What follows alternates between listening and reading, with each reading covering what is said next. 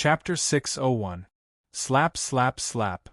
The plump fish emerged from Bufang's system-dimensional storage and landed on the table. It continuously slapped its tail, emitting a loud sound. The fish's gills were slightly opened, and its mouth was spitting out water vapor. Dense spirit energy was constantly gushing out from its mouth. This fish was called the dragon carp. It was a type of divine echelon spirit beast. Its meat was excellent and its texture was amazing. Bufang chose this type of spirit beast after careful consideration. The system had provided many fish species for Bufang, and Bufang had considered all of them. In the end, he still chose the dragon carp. It was not because of the dragon carp's strength, but because the flesh of the dragon carp was very similar to a type of fish in his previous life. After all, he had chosen to cook West Lake sweet and sour fish, and the best ingredient was carp. Bufang also saw the plump fish that Wenrincho had chosen. It was a type of codfish. According to Bufang's guess, Wenrincho was going to cook pan-fried codfish. It was also a type of delicious dish. The crowd looked at Bufang's fish, then looked at Wenrincho's fish, and they were slightly stunned. Until now, they had not been able to determine what kind of dish they were going to cook. Green smoke curled up from Bufang's hand, and the dragon bone kitchen knife instantly fell into his hand. After twirling the knife around, Bufang let out a light breath, and his gaze fell on the dragon carp. The tip of the knife drew a line above the fish, as though he was looking for a place to cut. After a long time, Bufang finally made his move. With a twirl of the knife, the kitchen knife shot out like lightning, and in an instant, it streaked across the fish's body. Rip, rip, rip. Like the sound of steel rubbing against each other, pieces of fish scales shot out like flying knives. That kind of violent attitude caused everyone to be slightly startled. Bufang's face was calm, and he was not surprised at all. After scraping off the scales on one side, he grabbed the fish's tail and swung it. In an instant, the fish flipped over and the knife slashed down. The sound of steel rubbing against each other resounded again. Fish scales splattered, and in a short while, the entire fish was processed.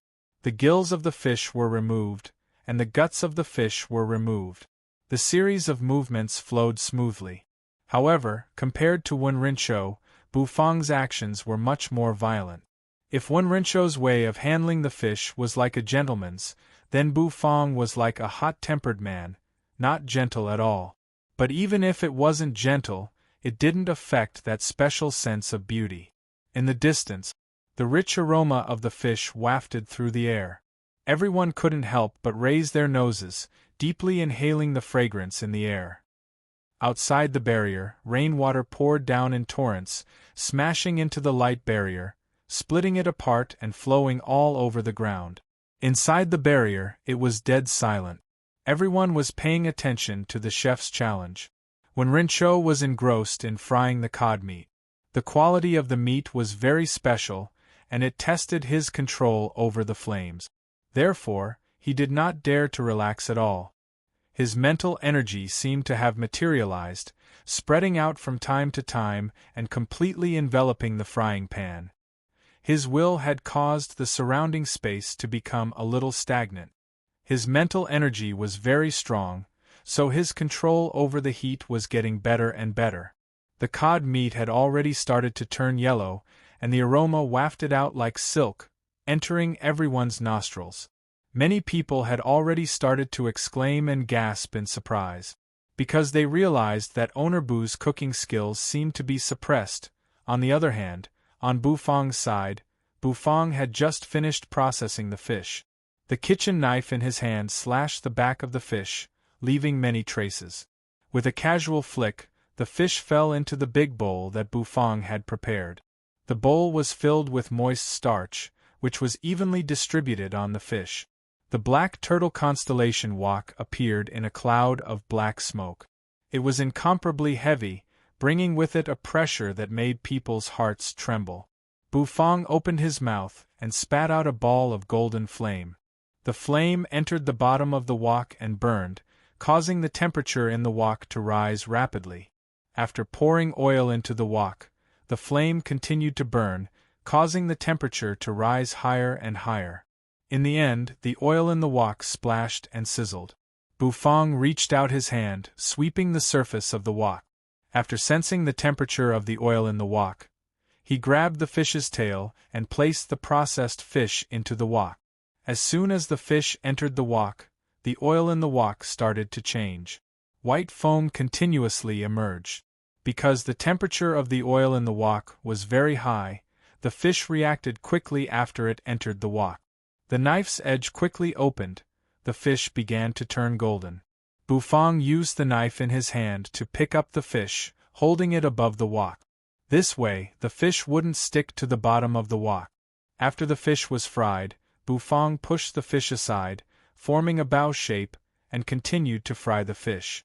Next, he made sure that every part of the fish's body was evenly affected by the temperature of the oil.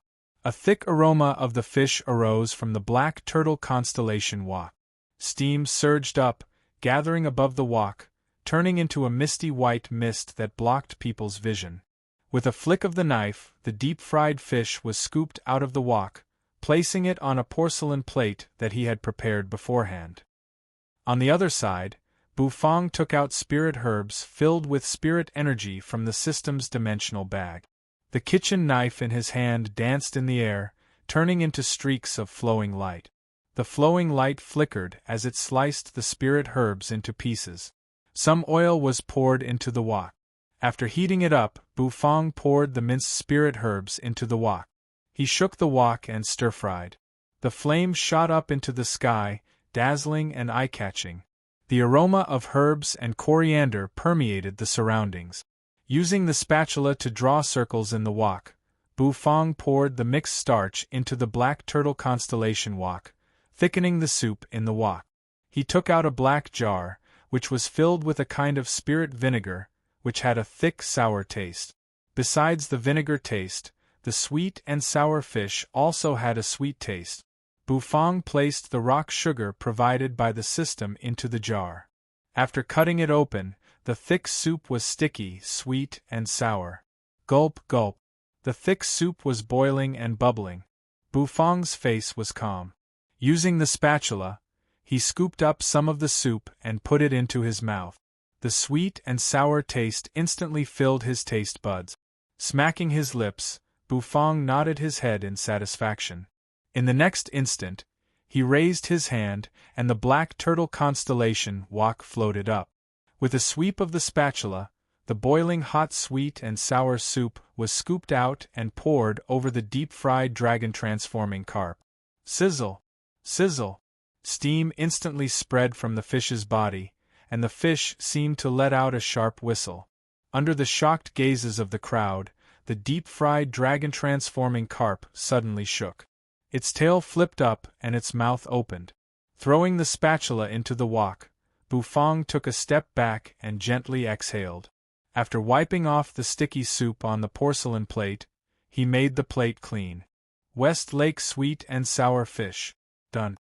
Bufang nodded his head in satisfaction and said softly. After finishing everything, Bufang raised his head and looked at Wen Rinchou in the distance. Wen Rinchou had also finished cooking his dish. The corners of his mouth curled up, and he seemed to feel something as he looked at Bufang. Their gazes collided in the air. Bufang was expressionless, while Wen Rinchou's lips curled up slightly. His eyes lowered, looking at Bufang. "You're going to lose." Wen Rinchou grinned. He was incomparably confident. His condition today was very good, and he didn't make any mistakes. Whether it was the control of the flame or the excessive amount of spiritual energy in the dish, they were all perfectly realized and completed. On the white porcelain plate, a piece of golden-brown cod meat was constantly emitting a fragrant aroma. Dark green spirit herbs and leaves decorated the dish, making it look very exquisite. Wen Rinchou held the dish and nodded his head at Bufang. Outside the light screen, the rain was getting heavier, and the pitter-patter of the rain was deafening. However, inside the light screen, it was silent. Everyone took in a deep breath, not daring to breathe out loud. Da-da-da. Wenrincho held his dish and walked in front of Bufang. "Owner Bu, my pan-fried codfish is done. I wonder if you're done with your dish?" Wenrincho asked with a smile. His face was full of confidence. Bufang nodded his head. He held the Westlake sweet and sour fish with one hand and walked into the restaurant. "How do we rate the dish?" Wenrincho asked. "Let everyone rate it." Bufang didn't turn around. He walked straight into the restaurant, found a table, and placed the dish on it. Wenrincho shrugged his shoulders and glanced at the crowd. He didn't say anything and placed his dish on a table. Bufang's words stunned everyone. In the next moment, everyone revealed a look of surprise. Let everyone rate it? Owner Bu wanted them to rate it? Did that mean that they would be able to taste these two dishes? Everyone was so excited that they couldn't breathe. The aroma that permeated the air made it hard for them to resist the urge to eat. Now that they could taste it for themselves, they were naturally happy. Hades dispersed the light screen. The rainwater in the sky immediately fell mercilessly, making pitter-patter sounds as it hit the ground. However, the diners didn't care. Their cultivation wasn't weak, and they could withstand the rain for a while. Their main focus was still on the dishes. Everyone held their chopsticks, looking forward to tasting the delicacy. Hades squeezed to the front, his handsome face revealing a look of anticipation. He held his chopsticks and looked at Bufang's dish, then at Wenrincho's dish. The appearance of both dishes was not bad. Bufang's Westlake sweet and sour fish looked like it was made of glass. It was beautiful, crystal clear, and the meat was emitting a rich fragrance. The sweet and sour soup increased one's appetite just by smelling it. As for the pan-fried codfish, it was as luxurious as a noble's. The plate was exquisite and the fish was fried just right, like a piece of gold. Hades smacked his lips, but in the end, he chose Wenrincho's pan-fried codfish. The fish was crisp and tender. As soon as the chopsticks fell, he picked up a piece of meat. The fish was golden yellow, and there was a warm mist on it. It was crystal clear. He stuffed the fish into his mouth. Hades's brows twitched. The rich fragrance bloomed in his mouth like a flood, surging and surging. He nodded slightly. The fish was filled with the flavor of the sea. It was as if Hades was surfing in the sea, enduring the crashing wave. That comfortable feeling made Hades's eyes reveal a look of excitement. "Delicious!" Hades exhaled a breath of hot air, praising. Wenrincho looked at the man who called himself Hades, who seemed to be conquered by his dish, and the corners of his mouth couldn't help but curl up. Bufang was very calm, and he didn't panic at all. He didn't care about Wenrincho's provocative gaze. After tasting Wenrincho's pan-fried codfish, Hades turned his chopsticks to Bufang's Westlake sweet and sour fish. His chopsticks fell, and the fish was picked up. The thick soup seemed to have been pulled out. Steam rolled, and the fragrance filled the air. As soon as it entered the mouth, Hades's eyes lit up. Chapter 602. The silk-like thick broth was stretched, translucent, and emitted a boiling hot fragrance. The sweet and sour taste assaulted one's nostrils, making one salivate. The Nether King licked his lips, narrowing his eyes as he placed the piece of fish into his mouth. His eyes narrowed in delight. The sweet and sour taste exploded instantly, causing Hades's eyes to widen. If Wenrincho's pan-fried codfish gave people the feeling of surfing in the ocean, then Bufang's Westlake sweet and sour fish gave people the feeling of resting on a boat in a small lake. The two dishes presented people with two completely different styles. That sweet and sour broth was delicious, and with just one mouthful, Hades felt that his appetite was completely stimulated. That feeling was indescribable, and it was very unique. The confident smile on Wenrincho's face slightly froze. From Hades's expression, he seemed to have a bad premonition, because he realized that Hades did not seem to be particularly optimistic about his dish.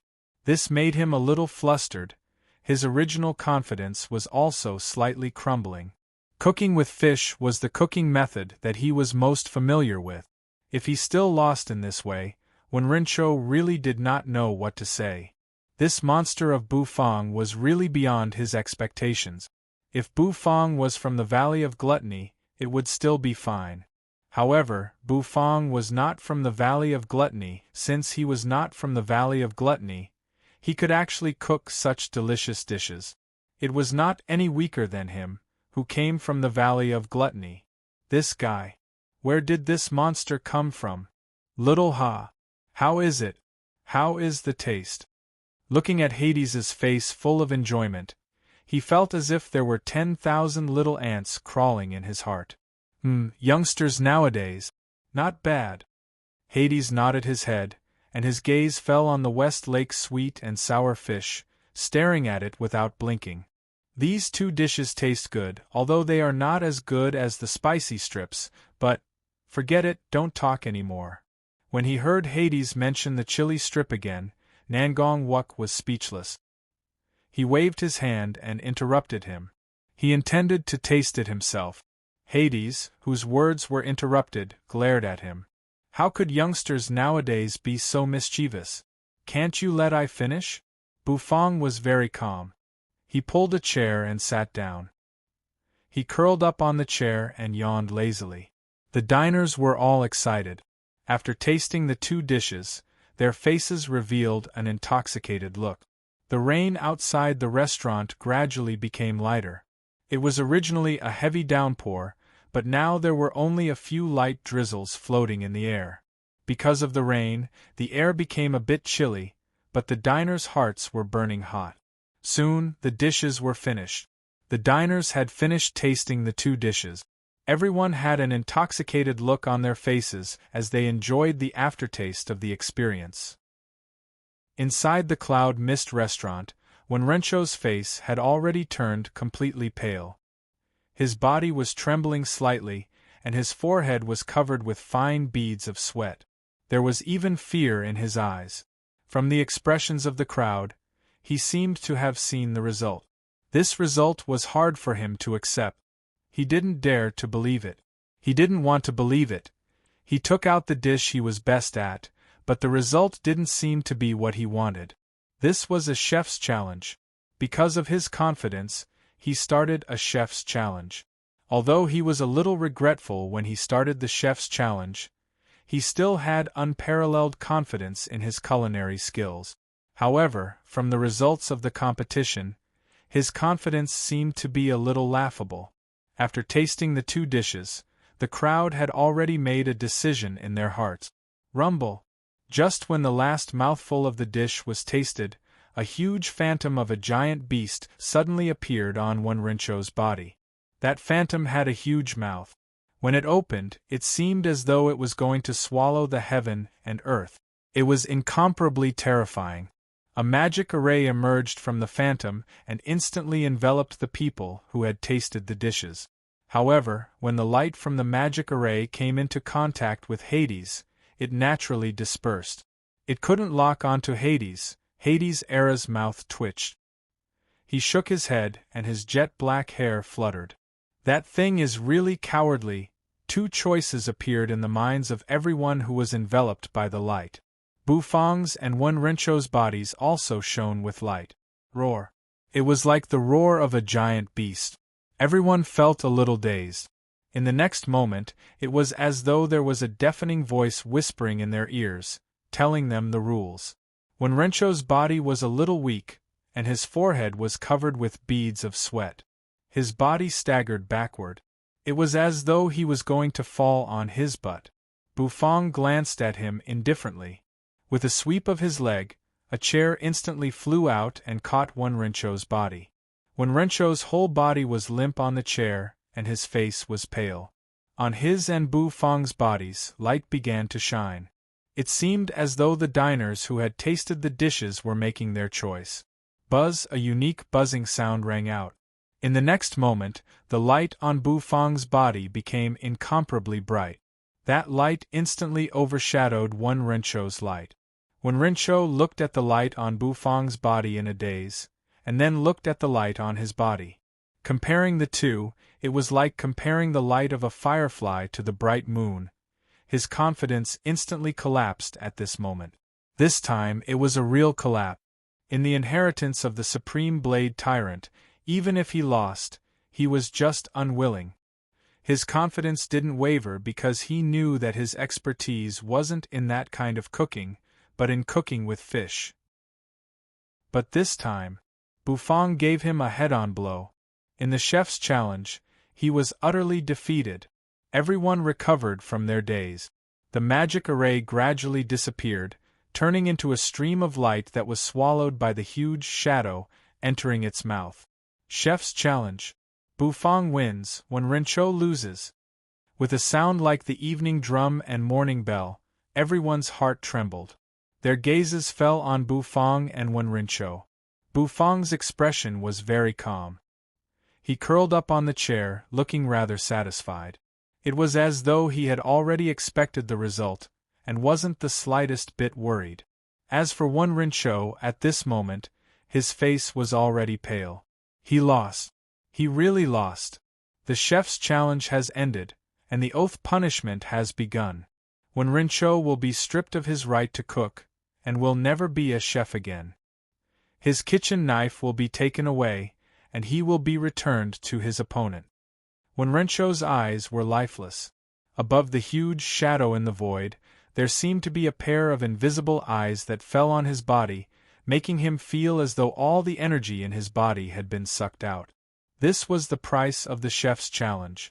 He lost, and he had to pay a price that he couldn't bear. Bufang was slightly taken aback, and he raised his eyebrows. He saw the ice crystal kitchen knife in Wen Renchou's hand appear, flying towards him. This was the so-called depriving kitchen knife? Depriving the right to cook this chef's challenge was really a little cruel. Bufang frowned, looking at the pale Wen Renchou, and the corner of his mouth twitched. He didn't pity him, because he knew that if he was the one who lost today, the person who would be deprived of his kitchen knife would be him, and the person who would never be able to cook again.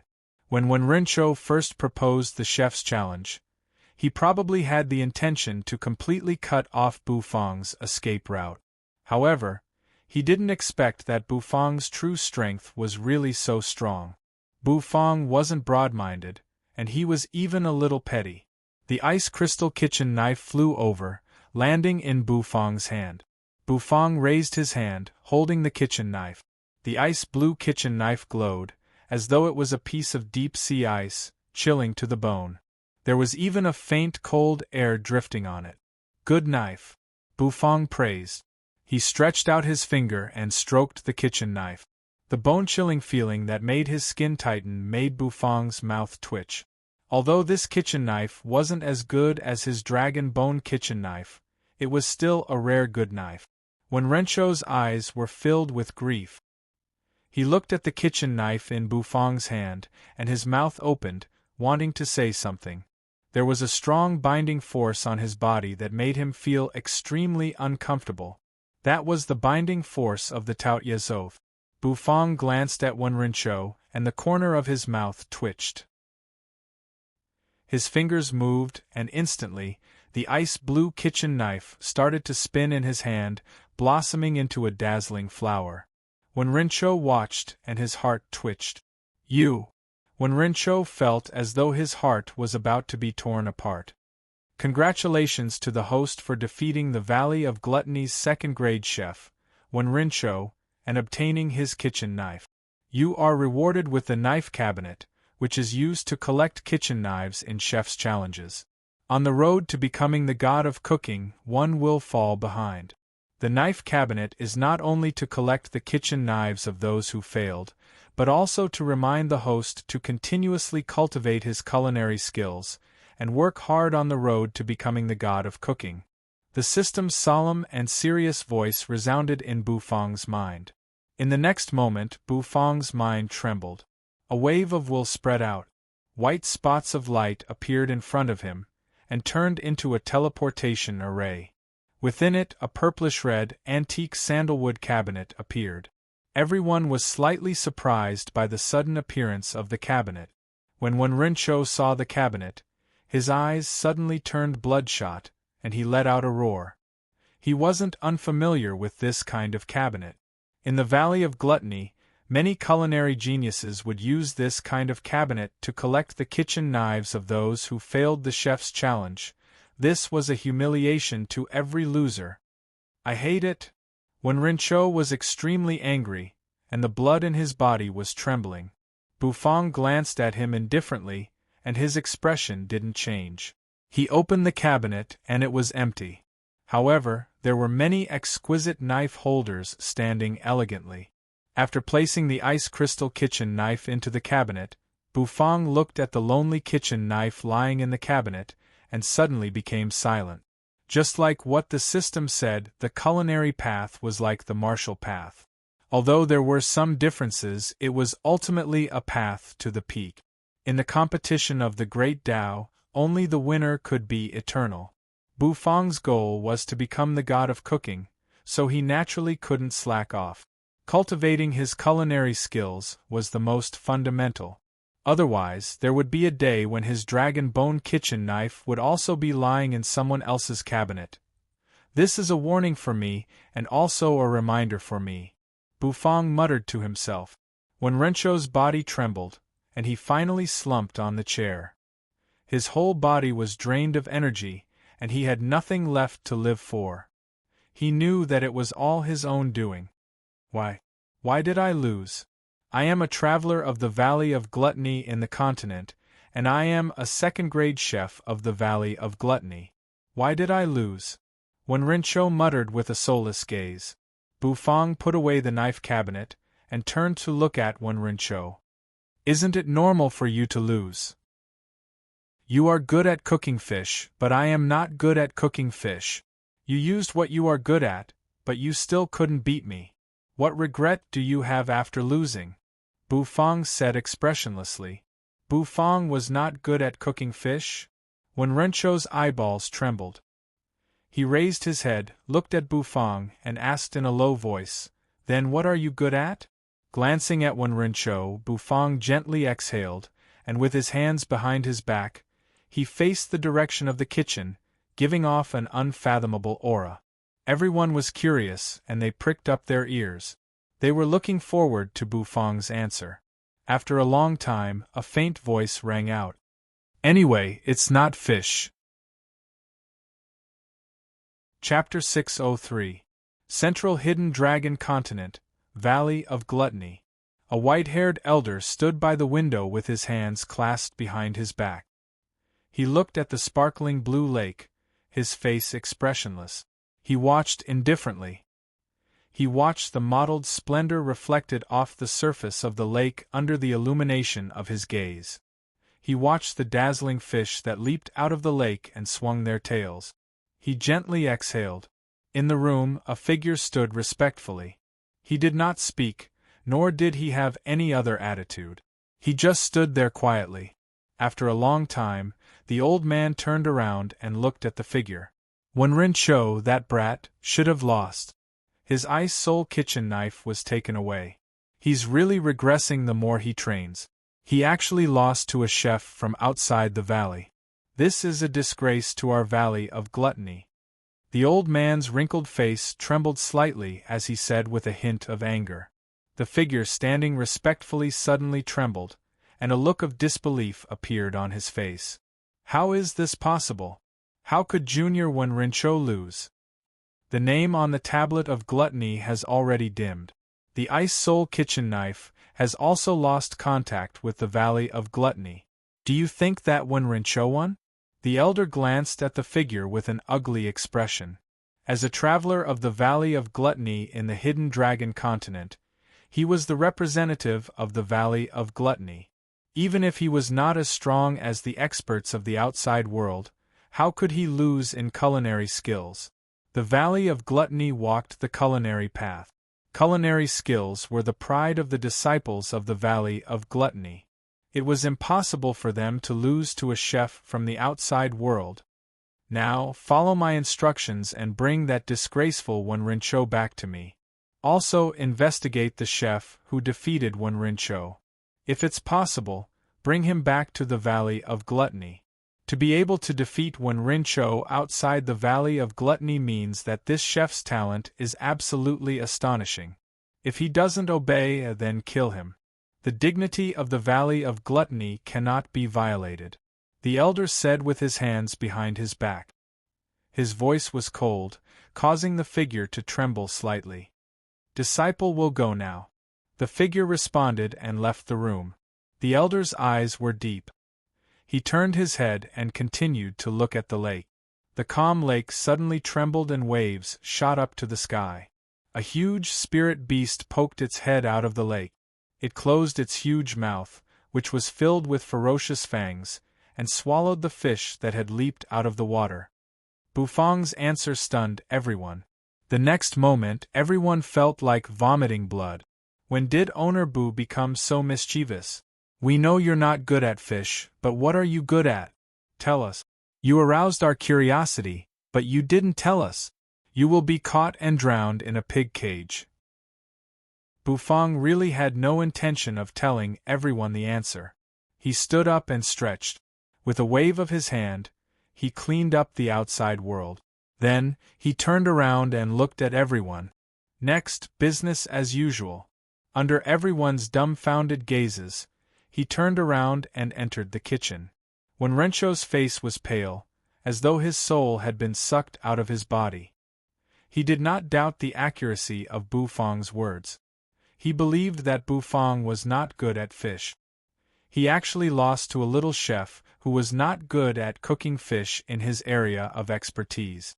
How could he, a traveler from the Valley of Gluttony, have the face to face the people from the Valley of Gluttony? I lost. Wen Rinzhou was extremely depressed. Suddenly, he turned his head towards the direction of the kitchen and said fiercely, "Your culinary skills are so good. Why didn't you join the Valley of Gluttony?" Bufang, who had walked to the entrance of the kitchen, stopped in his tracks. Wen Rinzhou's eyes gradually revealed a crazed look. The defeat was a huge blow to him, especially when Bufang was just a chef from the mainland and not from the Valley of Gluttony. If he lost to a chef from the Valley of Gluttony, Wen Rinzhou would not be so disappointed. However, he lost to a chef that he had always looked down on. Wen Rinzhou felt as though his heart had been hollowed out. Valley of Gluttony? Is it that great? Bufang glanced at Wen Rinzhou and said calmly.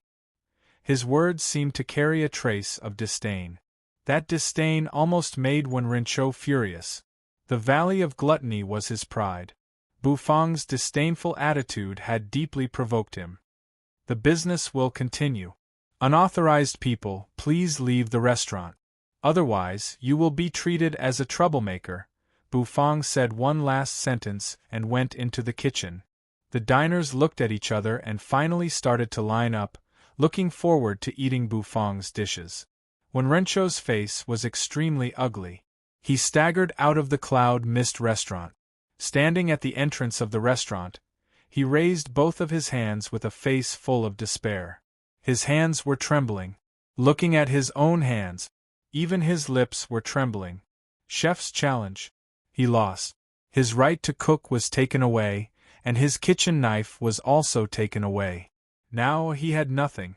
The person who caused him to lose everything was that Bufang. As a member of the Valley of Gluttony, he was very clear that the Valley of Gluttony would definitely send someone to fetch him back. As for Bufang, because he defeated him, he would be noticed by the Valley of Gluttony.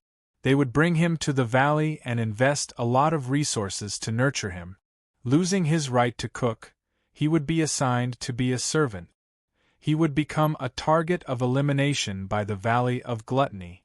From then on, Bufang would have a meteoric rise, and he, Wen Rinzhou, would never be able to make a name for himself. He was not willing. Buzz with a roar, Wen Rinzhou's eyes turned red. Following his roar, a magic array gradually appeared in front of him.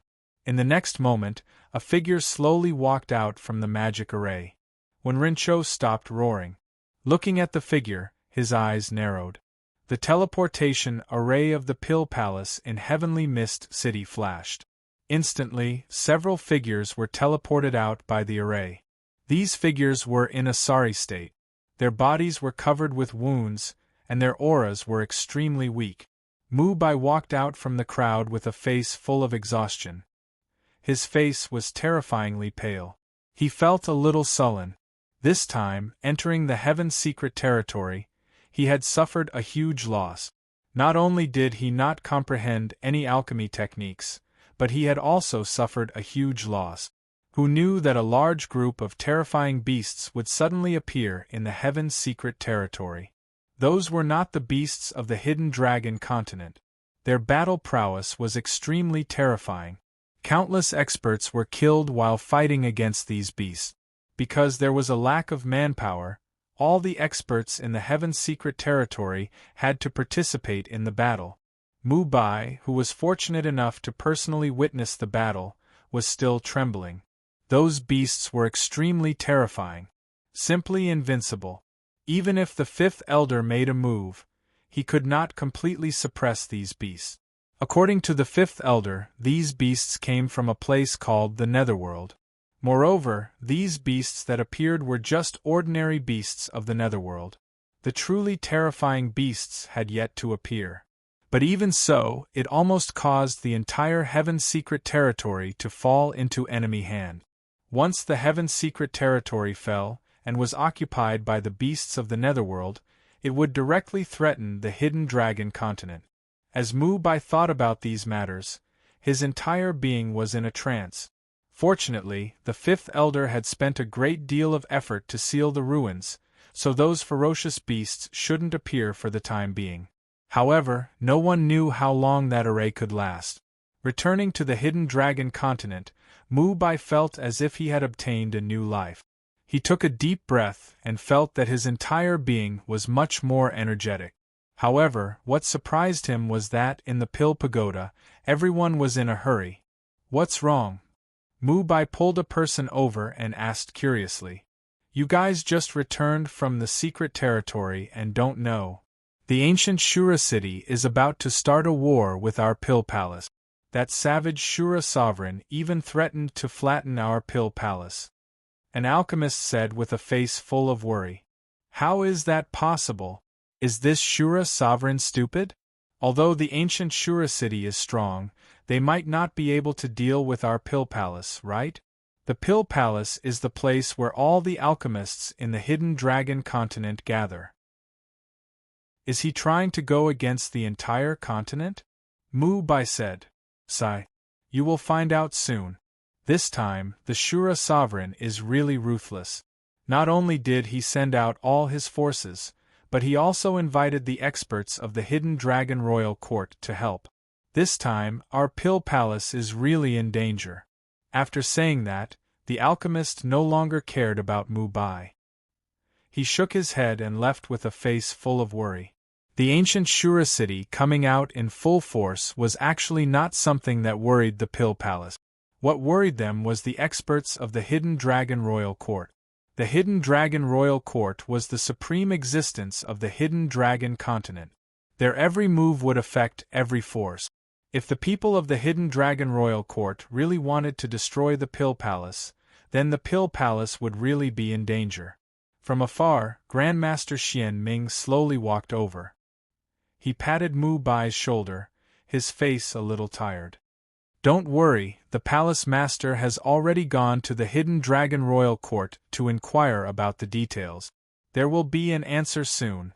Even if the Hidden Dragon Royal Court really wants to destroy our Pill Palace will not sit still," Grandmaster Xian Ming said solemnly. Heavenly Shine City, the second largest city in the Pill Palace. Outside the city, a large number of experts stood. These experts were all from the ancient Shura city.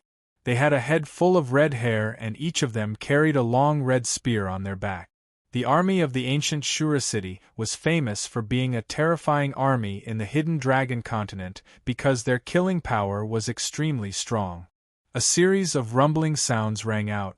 Every time the explosions resounded, a long spear that covered the sky would shoot up into the sky. Like rain, the spears would fall and smash on the city gate. The majestic city gate of Heavenly Shine City was smashed with a loud bang, and the city wall was full of holes. Grandmaster Yao Guang clasped his hands behind his back and wore a neat alchemist robe. He stood solemnly on the city wall of Heavenly Shine City.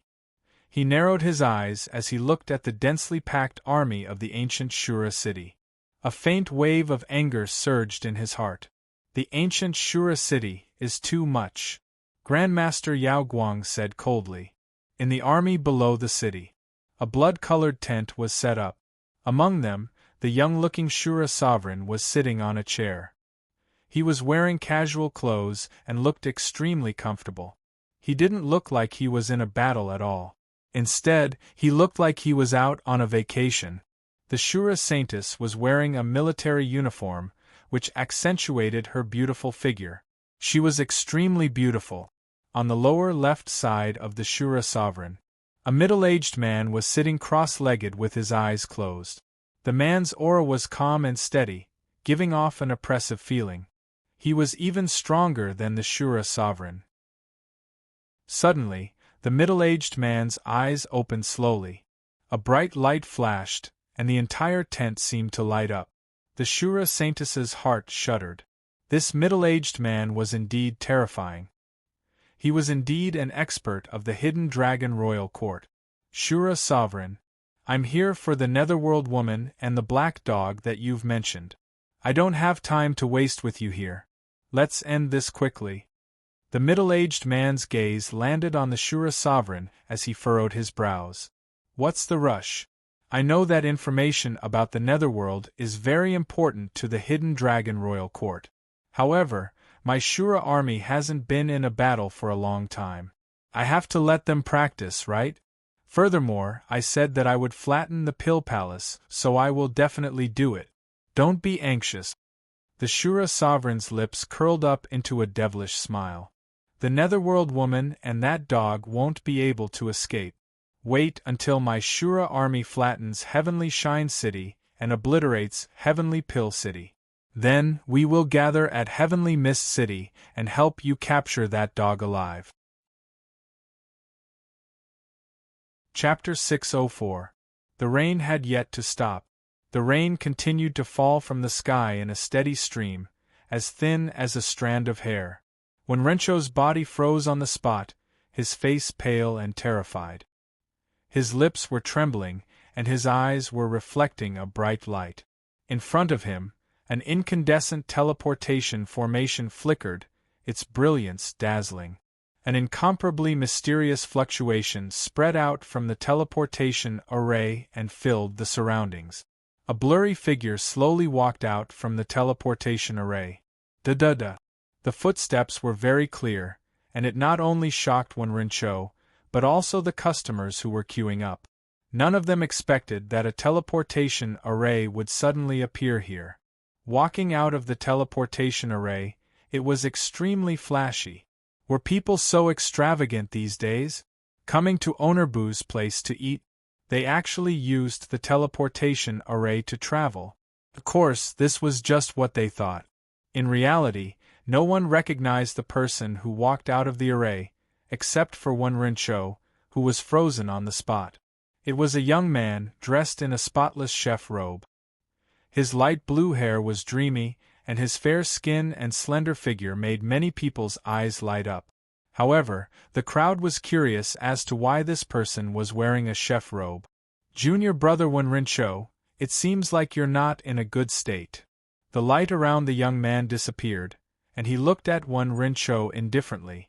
The corner of his mouth twitched, and he seemed to have a disdainful smile. You? Why is it you? What are you doing here? Wenrincho's eyes revealed a trace of fear, and his body trembled violently as he growled. The arrogance on the young man's face became more intense, and his gaze towards Wenrincho became more disdainful. You still have the cheek to ask me why I'm here? Don't you know what you've done? The young man said indifferently. You actually initiated a chef's challenge outside the valley, and more importantly, you lost. You've been stripped of your ice soul kitchen knife, and your right to cook. You've already lost your right to be a chef of the Valley of Gluttony. The surrounding customers looked at Wenrincho and the young man, and their eyes slightly narrowed. What was going on? This young man knew Wen Rinchou? Moreover, he was wearing a chef robe. Could it be that this young man was also a chef? Looking at that young man's arrogant look, could it be that his culinary skills were better than Wen Rinchou's? I just made a mistake. Wen Rinchou's face was completely drained of blood, and there was even a hint of despair in his eyes. He knew that this guy was here to decide his future. They were here to bring him back to the Valley of Gluttony to receive his punishment. Senior brother, spare me. I don't want to go back to the Valley of Gluttony. Wen Rinchou's eyes gradually softened. He could no longer bear it when he thought of the miserable state he would be in when he returned to the Valley of Gluttony. The disdain in the young man's eyes intensified. Wen Rinchou, you really disappoint me more and more. As his words faded, the young man opened his palm. Within his palm, a cluster of green flames was burning. As a chef of the Valley of Gluttony, you are a member of the Valley of Gluttony in life, and a ghost of the Valley of Gluttony in death. You can't get rid of it, the young man said coldly. His words caused many people in the surroundings to feel a chill run down their spines. Within the green flame, a white bun appeared. With a flick of his hand, it flew towards Wen Rinchou. Wen Rinchou looked at the bun in fear, his face full of rejection. I don't want it. Zhou Tong. How dare you treat me like this? Wen Rinchou's figure retreated continuously. With a roar, he turned around and fled into the distance. He wanted to escape. Once he ate that bun, he would have no hope left. However, the young man called Zhou Tong's mouth twitched. No wonder teacher is so disappointed in you. Wen Rinchou, you have really brought too much shame to the Valley of Gluttony. Zhou Tong said calmly. As his words fell, his figure instantly appeared in front of Wen Rinchou. With a wave of his hand, a jade talisman appeared. He crushed the jade talisman, and a strange wave of energy spread out from it. Light flowed out and bound Wen Rinchou, making him unable to move. Eat the whole bun, then follow me back to the valley and stay with the servants. From today onwards, you are no longer a second-grade chef of the Valley of Gluttony. Zhou Tong chuckled. He pinched Wen Rinchou's chin, and true energy surged into his fingers, stimulating Wen Rinchou's nerves and causing him to open his mouth wide. Stuffing the bun into his mouth, Wen Rinchou's eyes instantly turned lifeless. Above his head, two blurry spirit beasts appeared. As the bun entered his stomach, the spirit beasts dispersed like smoke. Gently patting Wen Rinchou's shoulder, a chain wrapped around Wen Rinchou's body. After putting him into the cage, Bufang stored him away. Only after doing all this did Zhou Tong let out a light breath. As if sensing the gazes of the surrounding customers, he was slightly stunned. He turned his head and smiled warmly. Oh, this is actually a restaurant? Could the chef of this restaurant be the one who defeated my junior brother in the chef's challenge? Zhou Tong said with a smile. His voice was gentle, giving off a feeling of a spring breeze. However, no one dared to treat him as a gentle person. The previous scene was witnessed by many. The image of Wen Rinchou being forced to eat the poisonous bun lingered in many people's minds. This was an extremely vicious person. This restaurant is really small. Zhou Tong stood outside the restaurant and swept his gaze across it. The corner of his mouth twitched as he said calmly. The rain in the sky pattered down, landing on his body. It was burned by the green flames on the surface of his body, turning into steam, causing Zhou Tong's entire person to appear extremely elegant. The surrounding people looked at him in silence. Zhou Tong strode forward slowly, passing through the crowd and stepping into the Cloud Mist restaurant. If you want to eat Owner Boo's dishes, you have to queue up. Someone looked at Zhou Tong's back and said with a frown. Zhou Tong was stunned. Standing at the entrance of the restaurant, he slowly turned his head and looked at the person who spoke. His gaze was extremely sharp, and his entire body emitted a majestic pressure that made people's hearts tremble. There are restaurants that are worthy of me queuing up, but not this one, Zhou Tong said calmly. The corner of his mouth twitched, and his entire person emitted a sense of arrogance. To be able to defeat Wen Rinzhou in the chef's challenge, it means that this chef has some skills. Not bad, he has a bright future. I can give him a chance and give him some pointers. Arrogant. How could this person be so arrogant? He actually dared to say that he knew how to cook for Owner Bu. Who did this guy think he was? How could he have the qualifications to teach Owner Bu how to cook? Who did he think he was? Everyone was suppressing their anger in their hearts, but the pressure from Zhou Tong's body caused them to be momentarily speechless, even though they were furious. Zhou Tong looked at the group of people who dared not speak and sneered. People outside of the Hidden Dragon Royal Court were indeed a group of ignorant people. The Valley of Gluttony was a unique existence in the Hidden Dragon Royal Court. Usually, the visitors were the geniuses of the Royal Court, the true heroes of the continent. The Hidden Dragon Royal Court was known as the center of the Hidden Dragon continent, and it was the strongest force. He, Zhou Tong, as a first-grade chef of the Valley of Gluttony, usually faced the holy sons and saintesses of the royal court. Hence, his body naturally developed a pressure. He was arrogant because he had the right to be arrogant. He looked down on these people because he had seen the real top people. With his hands behind his back, Zhou Tong sneered softly, turned around, and stepped into the restaurant. The diners in the queue were somewhat silent, and only the light sound of the rain falling on the ground could be heard. Once Zhou Tong entered the restaurant, his eyebrows arched. Interesting? The spiritual energy in this restaurant is unexpectedly thick. The layout is quite stylish and warm. Zhou Tong entered the restaurant, looking around. It's a pity that it's too small. It's just a small restaurant, but it does have the style of the Valley of Gluttony. Zhou Tong's gaze swept across the crowd, landing on the path understanding tree in the distance. A path understanding tree, a very ordinary tree. Under the tree there was a black dog. This dog was a little too fat. It seemed to be very meaty. Zhou Tong glanced at Blackie, slightly surprised. The air was filled with this fragrance. Zhou Tong narrowed his eyes, sniffed, and nodded his head. As expected of a chef who could defeat Wen Rinzhou. This dish's fragrance was very good. Slurp, slurp. A series of slurping sounds rang out. Zhou Tong was startled. Looking over, he saw an incomparably handsome man holding a red object and continuously sucking on it. The red object emitted a fragrant and spicy aroma. That thing is edible? This time, Zhou Tong was really shocked. Hades squinted his eyes, his face full of enjoyment as he sucked on the spicy strip. Suddenly, he felt a look of looking at an idiot, and his heart instantly became unhappy. Turning his head to look, he saw a guy wearing a chef robe, staring at him with a face full of disdain.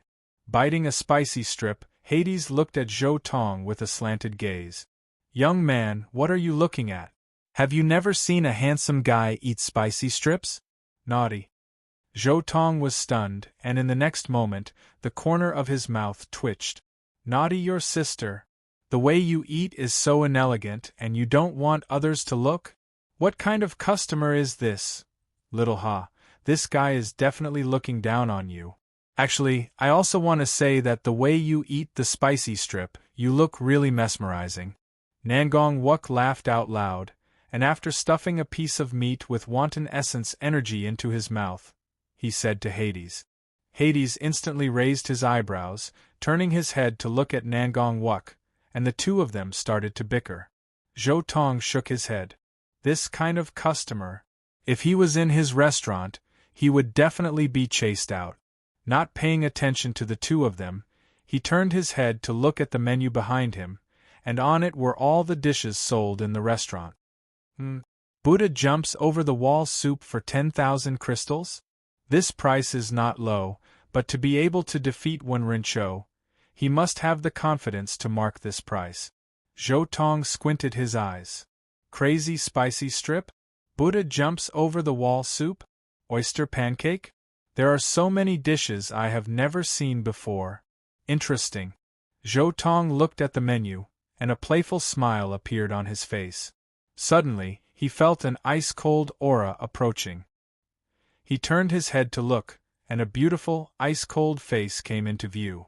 It was a beautiful woman, so beautiful that Zhou Tong, who had seen many saintesses of the royal court, held his breath.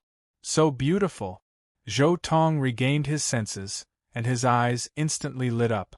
As the dissolute chef of the Valley of Gluttony, his favorite thing was to interact with beautiful women. However, the beauty in front of him was a little cold.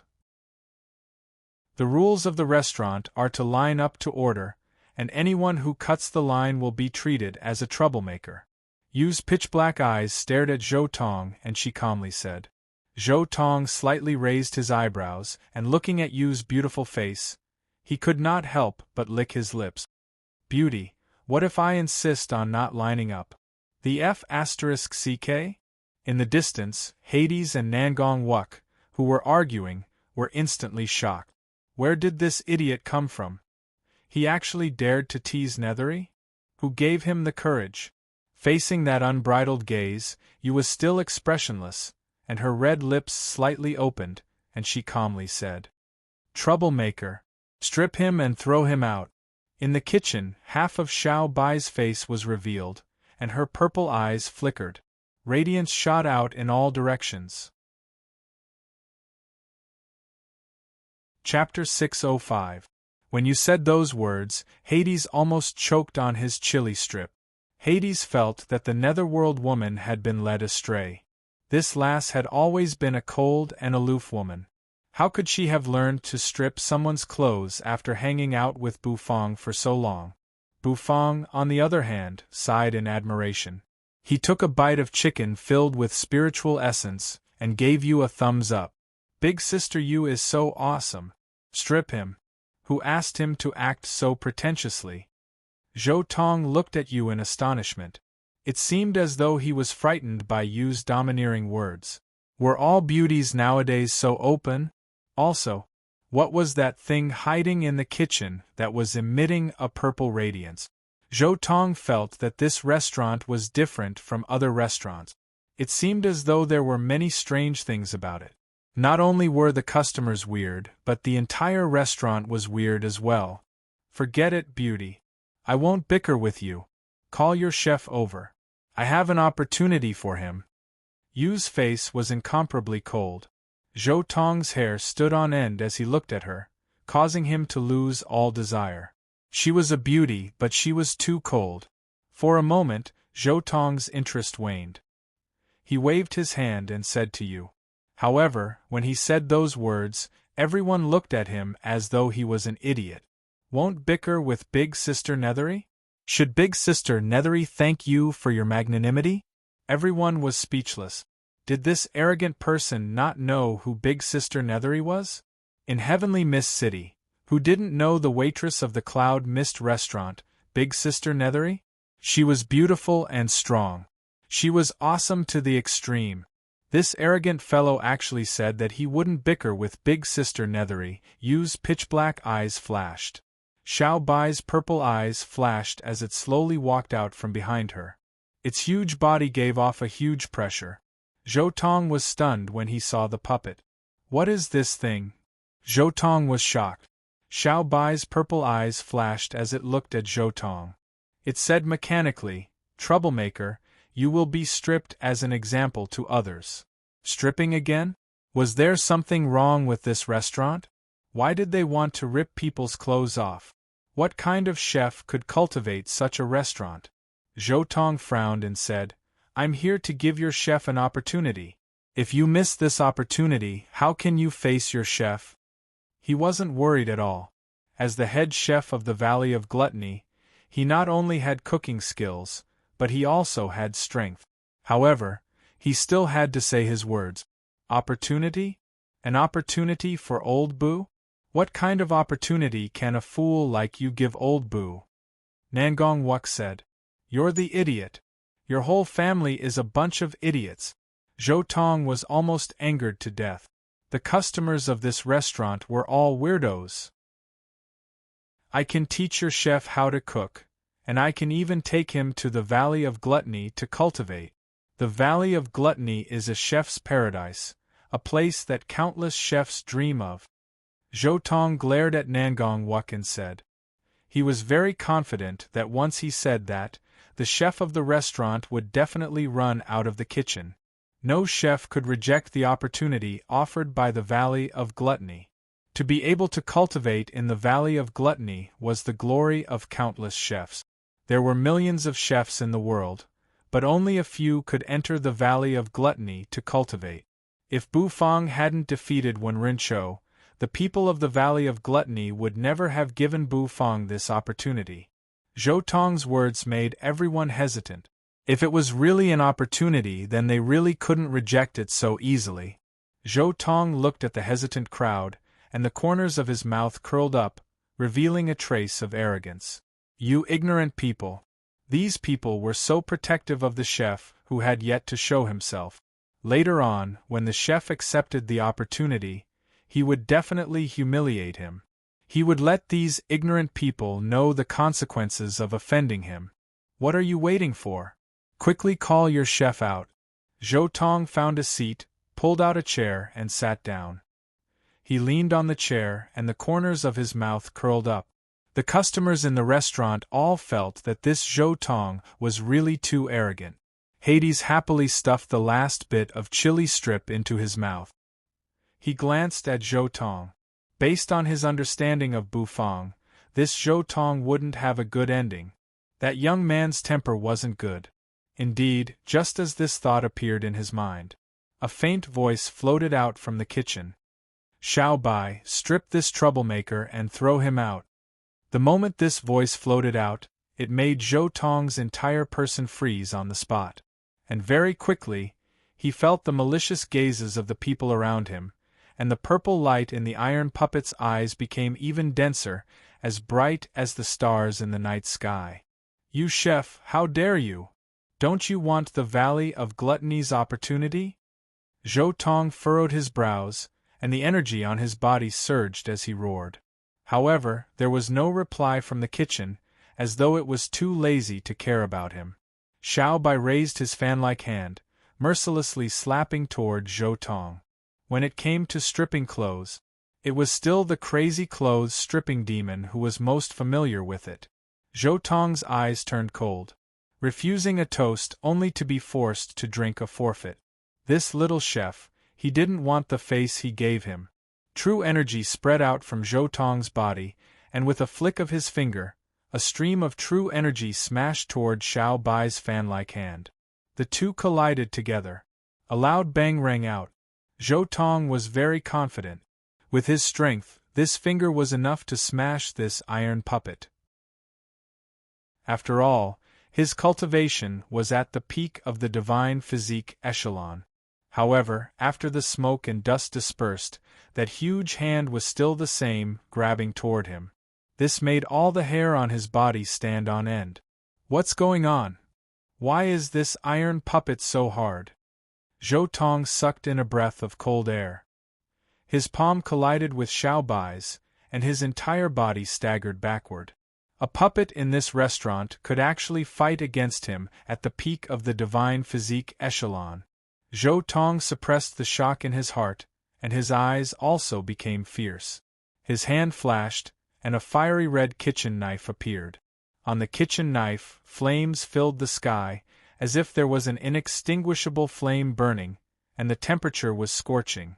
Zhou Tong's finger moved, and that fiery red kitchen knife spun in his hand, playing with the knife.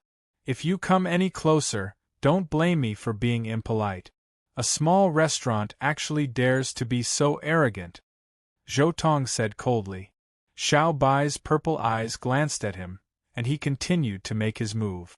You looked on indifferently, and her long black hair instantly fluttered. An invisible wave spread out from her body. Her figure floated up, and her sparkling feet left the ground. Her entire body seemed to be floating in the air. Zhou Tong, who was causing trouble, caused the diners in the restaurant to be slightly dumbfounded. In the next instant, everyone was watching a show, and they didn't mind the matter getting bigger. As they ate the delicious dishes, they watched with great interest how Zhou Tong was stripped. They had long been annoyed by the arrogant Zhou Tong. Hades leaned on the chair, looking at the red kitchen knife in Zhou Tong's hand, and his eyes slightly narrowed. This guy is really a chef. Zhou Tong held the kitchen knife, and he slightly exhaled. It was time to show his true skills. Let them see the power of an expert from the Valley of Gluttony. A bunch of ignorant people. The kitchen knife spun, and flames shot up to the sky. It was incomparably dazzling. In the kitchen, the faint sound of footsteps rang out, attracting everyone's attention. Everyone shifted their gazes over and saw a skinny figure walking out from within. Bufang was expressionless, calmly looking at Zhou Tong, who was playing with a knife in the restaurant. Looking at the kitchen knife in Zhou Tong's hand, his left eyebrow slightly twitched. In the next instant, green smoke curled around his hand, and an unassuming black kitchen knife appeared in his hand. Looking at that unassuming black kitchen knife, Zhou Tong wanted to laugh. However, just as he was about to laugh, in the next instant, the kitchen knife became resplendent, dazzling and eye-catching. It was as if a dragon's roar resounded, and Zhou Tong felt the spirituality within his roaring flame knife tremble. The flames circulating on the roaring flame kitchen knife dimmed a little, as if there were signs of it being extinguished. What the hell? What kind of kitchen knife was that chef holding in his hand? Zhou Tong's heart shrank, and he was incomparably shocked. His eyes revealed even more astonishment. Bufang carried the dragon bone kitchen knife, calmly looking at Zhou Tong. Don't waste time. Strip him and throw him out. Don't affect the restaurant's business, Bufang said. Xiao Bai's eyes flashed, and his figure suddenly accelerated, appearing beside Zhou Tong with an oppressive aura. Yu's toes touched the ground, and as if she had teleported, she appeared in front of Zhou Tong. The corners of Hades's mouth curled up, and he pointed at Zhou Tong with interest. A pitch-black ribbon then twirled out. Zhou Tong felt as if he had been abandoned by the entire world. That puppet, that outrageously beautiful woman, brought him pressure, causing his body and mind to tremble. Why didn't he realize that these two fellows were so terrifying? He turned around, wanting to leave. However, he shockingly discovered that his body seemed to be bound by some kind of shackles, and he was unable to move at all. How could this be? Zhou Tong's eyes widened and his heart shrank. He raised his head. In the distance, that incomparably handsome man raised a finger to his lips, smiling at him with an evil charm.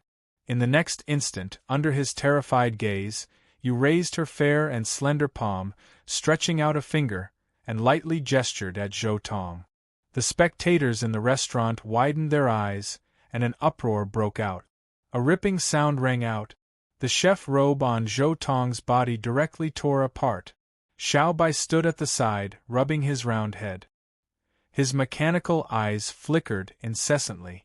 His job of stripping clothes seemed to have been snatched by someone. Zhou Tong straightened his neck, widened his eyes, and his mouth trembled. He felt a chill run down his entire body, and his lower body was even more chilly. It blew on his heart, making him feel extremely cold.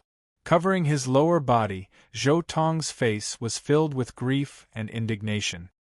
He, the dissolute chef Zhou Tong, felt grief and indignation for being stripped by a woman for the first time. Yu's eyes slightly lit up, and she pouted, as if her mood was somewhat joyful because of the stripping. In the distance, Hades and Bufang's hearts thumped.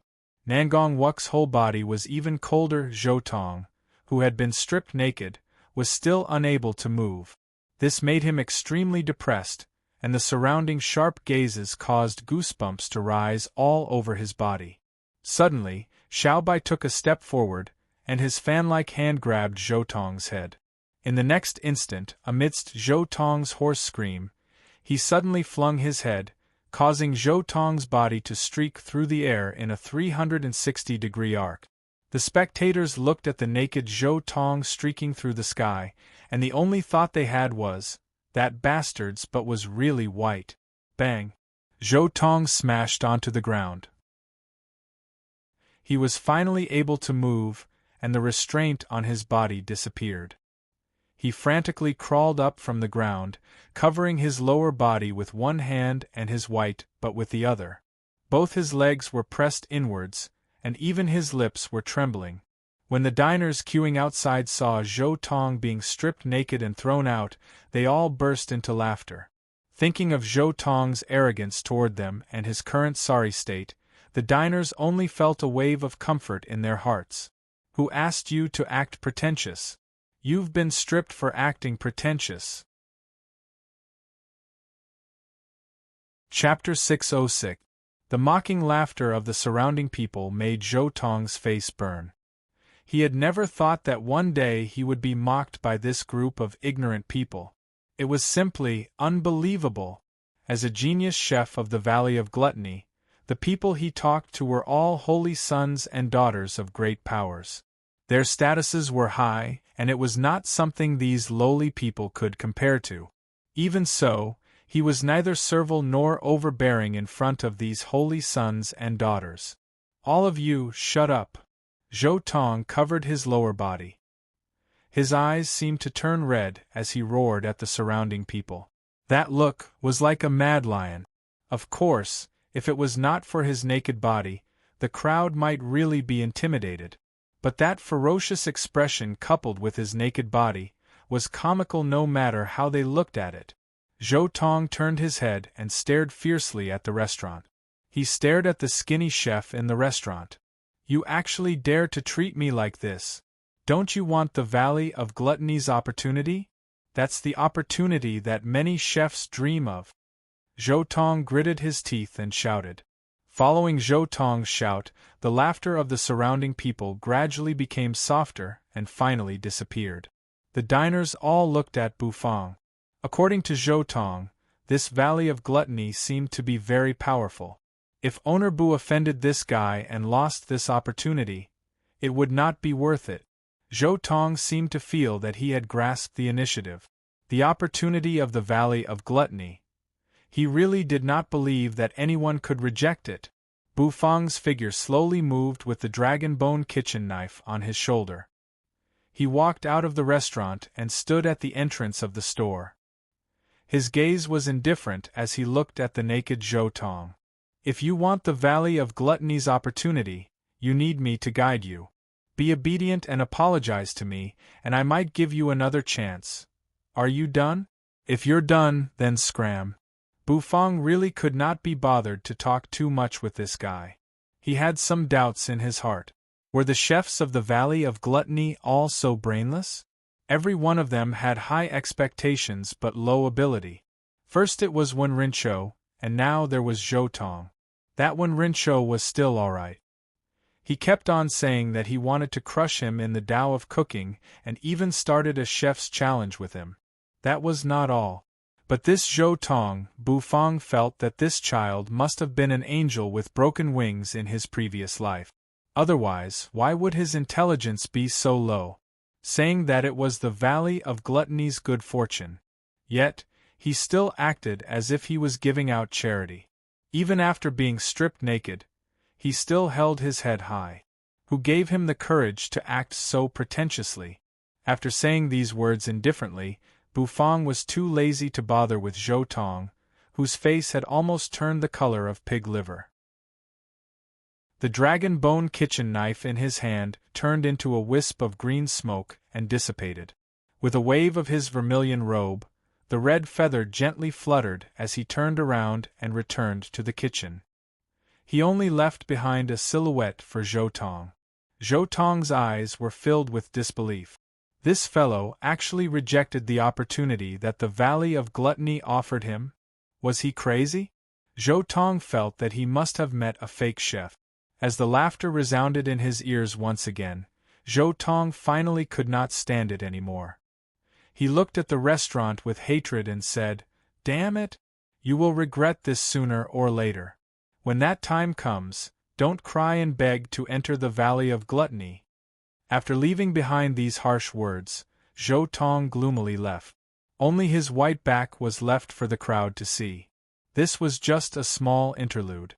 After being turned into a joke, it was soon forgotten by the crowd. The Cloud Mist Restaurant continued its bustling business. Heavenly Shine City. A loud explosion resounded. The city walls were instantly breached, and the protective array of the city walls was also destroyed in the explosion. A huge hole was blasted in the towering and majestic city walls. Smoke and dust billowed, and gravel flew everywhere. Within Heavenly Shine City, figures soared into the sky. Everyone's face was solemn and somber. These people were the alchemists of Heavenly Shine City. At this moment, every one of them actually dashed out to kill in order to protect their home. Grandmaster Yao Guang was wearing an alchemist's robe. True energy surged from his entire body. He was the first to charge out. Accompanied by an angry roar, he charged toward the Shura army in the distance. His eyes were filled with determination. Within the Shura army, there were also experts who soared into the sky and fought with Grandmaster Yao Guang. The battle broke out in an instant. Even though the alchemists of Heavenly Shine City resisted with all their might, it was still difficult for them to stop the Shura army. There were countless casualties. Within the tent, a majestic wave of pressure spread out, and a palm that covered the sky instantly condensed in the sky. The sky-covering palm was filled with dense true energy, and the patterns on it were extremely obvious. With a loud roar, the sky-covering palm slammed down. Grandmaster Yao Guang coughed out blood to resist. However, under the palm, he was unable to resist at all. Under this palm, he was reduced to ashes. Before he died, Grandmaster Yao Guang's eyes were fixed on the tent. His eyes were filled with unwillingness and resentment. Shura Sovereign, you will die a horrible death. Grandmaster Yao Guang only had time to shout out his last words before he was completely smashed into meat paste. He died. An alchemy grandmaster of the Pill Palace died just like that. The sky-covering palm did not lose its momentum. It ruthlessly smashed into the city walls, causing the towering city walls to shake violently. Rubble scattered everywhere as the city walls collapsed. Countless citizens of Heavenly Shine City died a violent death. From within the tent, a handsome figure walked out. The Shura Sovereign was dressed in casual clothes. As he looked at the crumbling Heavenly Shine City, the corners of his mouth curled up. My ancient Shura City has been quiet for too long.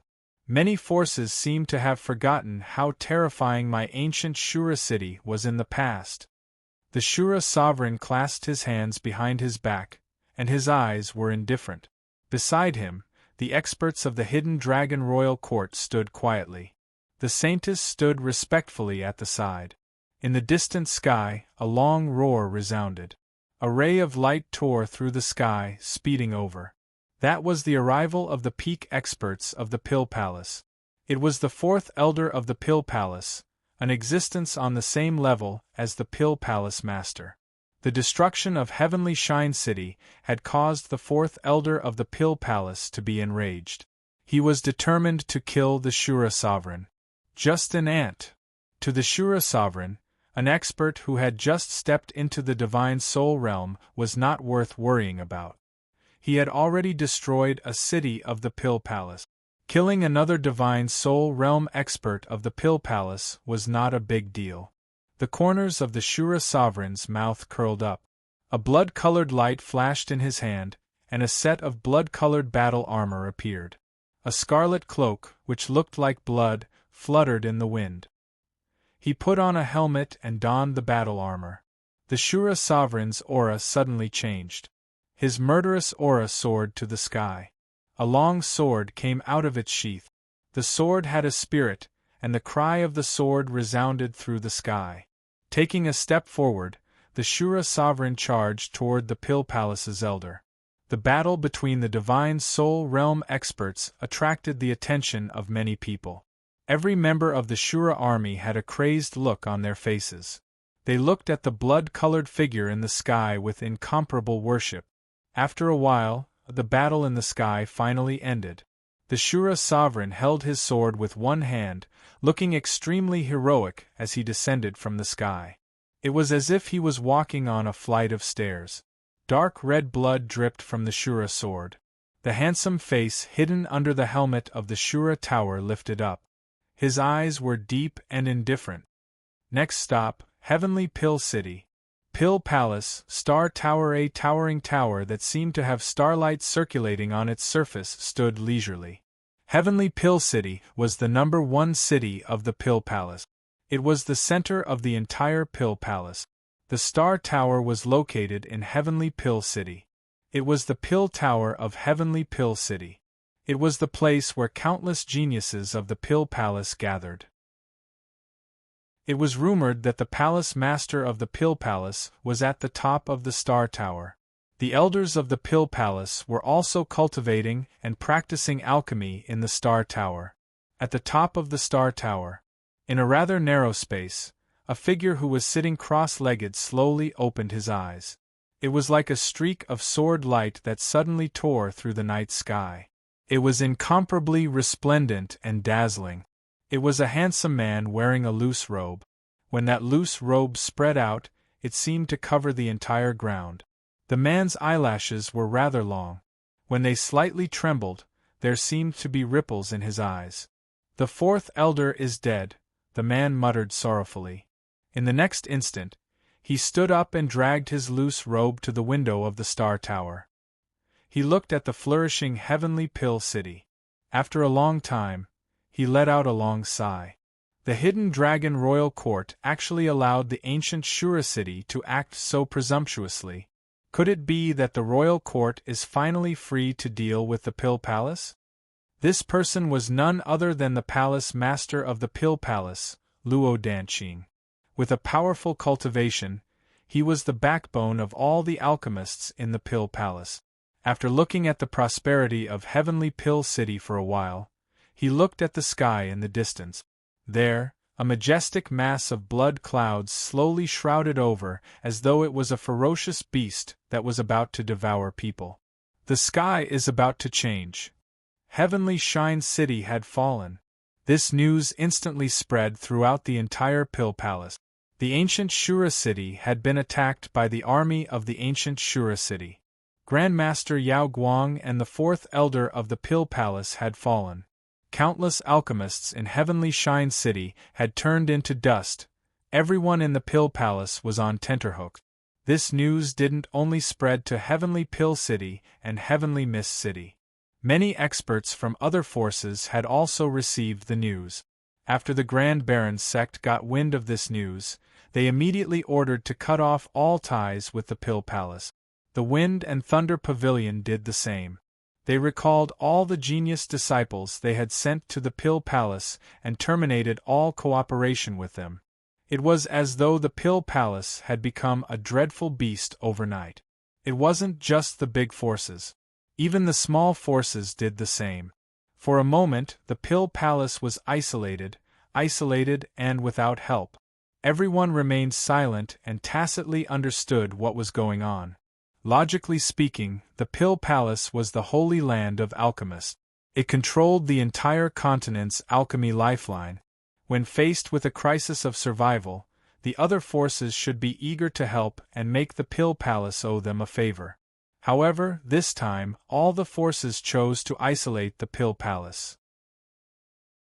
It wasn't because of anything else but because the Hidden Dragon Royal Court seemed to be involved in the ancient Shura city's crusade against the Pill Palace. No one was afraid of the ancient Shura city. However, once the Hidden Dragon Royal Court got involved, everyone couldn't help but be concerned. As the strongest force in the continent, the other forces didn't even have the qualifications to go against the Hidden Dragon Royal Court. This wasn't the first time something like this had happened. Many years ago, there was a great reshuffle of the continent's forces. The other forces' indifference made the people of the Pill Palace feel despair. As time passed, the Shura army started to attack the Heavenly Pill City. It was also on that day that the Shura army released a message. The Shura sovereign's devilish and handsome face appeared on the projection array of the Heavenly Mist City and the Heavenly Pill City.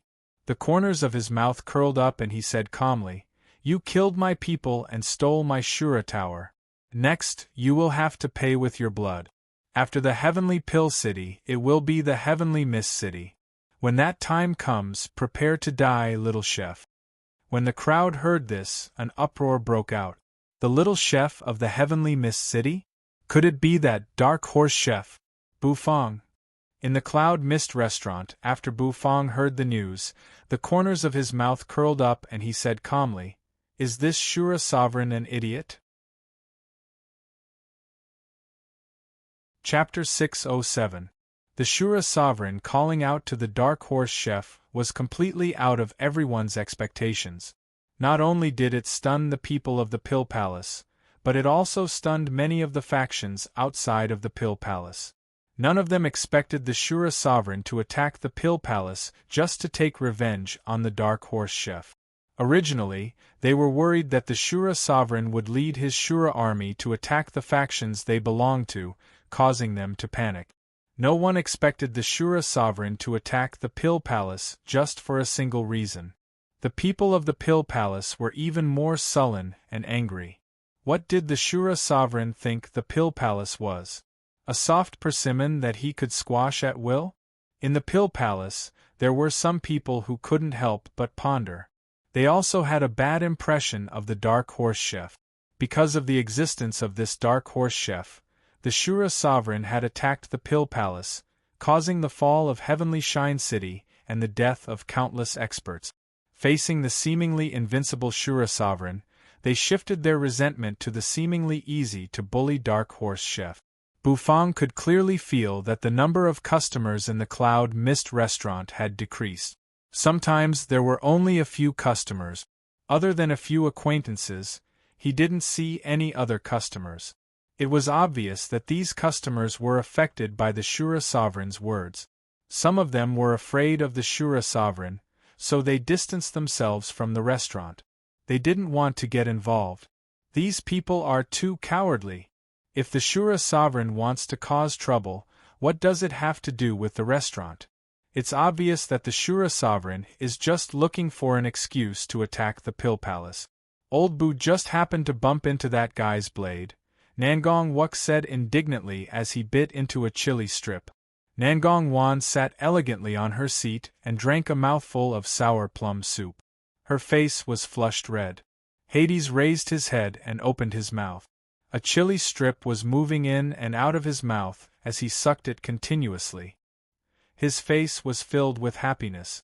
This guy seemed to be satisfied with only chili strip. Nethery pouted as she sat at the side, happily eating the dragon blood rice and the frosty sour plum soup. She seemed to be very happy. Although the number of diners in the restaurant had decreased, everyone's state of eating became more joyous and harmonious. Little Huss, do you think those guys who transferred their resentment to Bufang are stupid? Nangong Wuk was very angry in his heart. He bit a piece of chicken and complained to Hades, who was enjoying sucking on the chili strip. Hades opened his mouth, and his nimble tongue curled up and rolled the chili strip into his mouth. The spiciness spread in his mouth, and the taste of the abyssal chili sauce burst forth like flames, causing Hades's nostrils to fill with hot air. Hades lightly exhaled and swallowed the last bit of the chili strip. He then opened his eyes and lazily glanced at Nangong Wuk. What's there to be angry about? That's just human nature. Besides, if they don't come to the young man's restaurant, they'll be the ones losing out. The spicy strips are so delicious, Hades said. Nangong Wuk was surprised. What Hades said made sense. Bufang walked out of the kitchen. He was wearing a red and white vermilion robe, which made him look very spirited. Bufang's hands were full of water. He shook them off and wiped them clean. Then, he walked into the restaurant, pulled a chair and sat down. He sat in front of the restaurant, curled up on the chair and closed his eyes lazily. He lightly exhaled, feeling very comfortable. It was raining outside, but it didn't affect Bufang's good mood. It had been a long time since he had curled up on a chair so comfortably. Bufang thought to himself. Just when Bufang was about to fall asleep, a series of clear footsteps rang out. A huge shadow appeared in front of Bufang, and Bufang couldn't help but open his eyes. "It's you," When Bufang saw the figure in front of him, he was slightly surprised. The person in front of him was none other than Yang Meiji, who had sold the Cloud Mist restaurant to him. Bufang had a good impression of Yang Meiji. She was a man with determination. No, a woman with determination. Owner Bu, why are you still in the mood to relax? Don't you know how serious the situation is? Yang Meiji looked at the lazy Bufang, and she couldn't help but get angry. She had just come out of the pill tower, and she had received this unexpected news. The Shura sovereign had attacked the pill palace because of the little chef in the Cloud Mist restaurant. Wasn't that little chef Bufang? Because of the Shura sovereign's words, the people in the pill tower were divided into two groups. One group thought that the Shura sovereign was just looking for an excuse, and the other group thought that the Shura sovereign had attacked the pill tower because of the little chef. They just needed to hand the little chef over to the Shura sovereign, and it would be enough to appease the Shura sovereign's anger. Anyway, in the pill palace, there was no need for a restaurant to exist to ensure the continuity of the pill palace, so what if they had to sacrifice a restaurant? With the Shura sovereign's strong attack, Heavenly Pill City was in danger, and the people in Heavenly Mist City were more and more inclined to the second group. Currently, the Cloud Mist restaurant had become the target of everyone in Heavenly Mist City. When Yang Meiji got the news, she was really dumbfounded. That was why she rushed back to inform Bufang, asking him to leave Heavenly Mist City and lay low for a while. However, Bufang's calm appearance made Yang Meiji feel that she was worried about a dog. This fellow wasn't afraid at all. What's there to be afraid of? I'm running my restaurant. If anyone dares to cause trouble, I will strip them and throw them out, said Bufang calmly as he curled up on his chair. His domineering words made Yang Meiji speechless for a moment. She opened her mouth, but she couldn't find any words to persuade him. She was so anxious that she was sweating profusely. I don't care about you. However, I will stay in the Cloud Mist restaurant for a period of time. After all, this restaurant belongs to my father. I can't watch it get destroyed, said Yang Meiji angrily as she clenched her fists. Oh, I will reserve your room for you. It's on the second floor, said Bufang. Yang Meiji looked at Bufang's attitude, stomped her feet, and walked into the restaurant.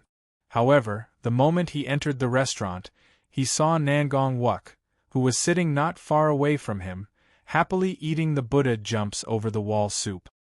His originally angry face immediately turned into one of embarrassment. She blushed and said bashfully, Young Master Nangong, you? Why are you here? Oh, old Yang. Long time no see. Thank you for returning my heaven and earth obsidian flame. I haven't found a chance to thank you. What do you want to eat? It's my treat. Just order whatever you want. Nangong Wuk looked at Yang Meiji and said with a smile, No need. That heaven and earth obsidian flame belongs to you. It's normal for me to return it to you. I have something to do. Yang Meiji's face flushed red, and her face was filled with bashfulness. She said a few words to Nangong Wuk before covering her face and running away. Nangong Wuk held a piece of chicken in his mouth, his face dumbfounded. Hades held another chili strip in his mouth. When he saw Nangong Wuk's appearance, he laughed loudly. He was a smart man, so he had already seen through everything. Yang Meiji didn't expect that Nangong Wuk would actually be in the store. She quickly ran to the staircase on the second floor and leaned against the wall.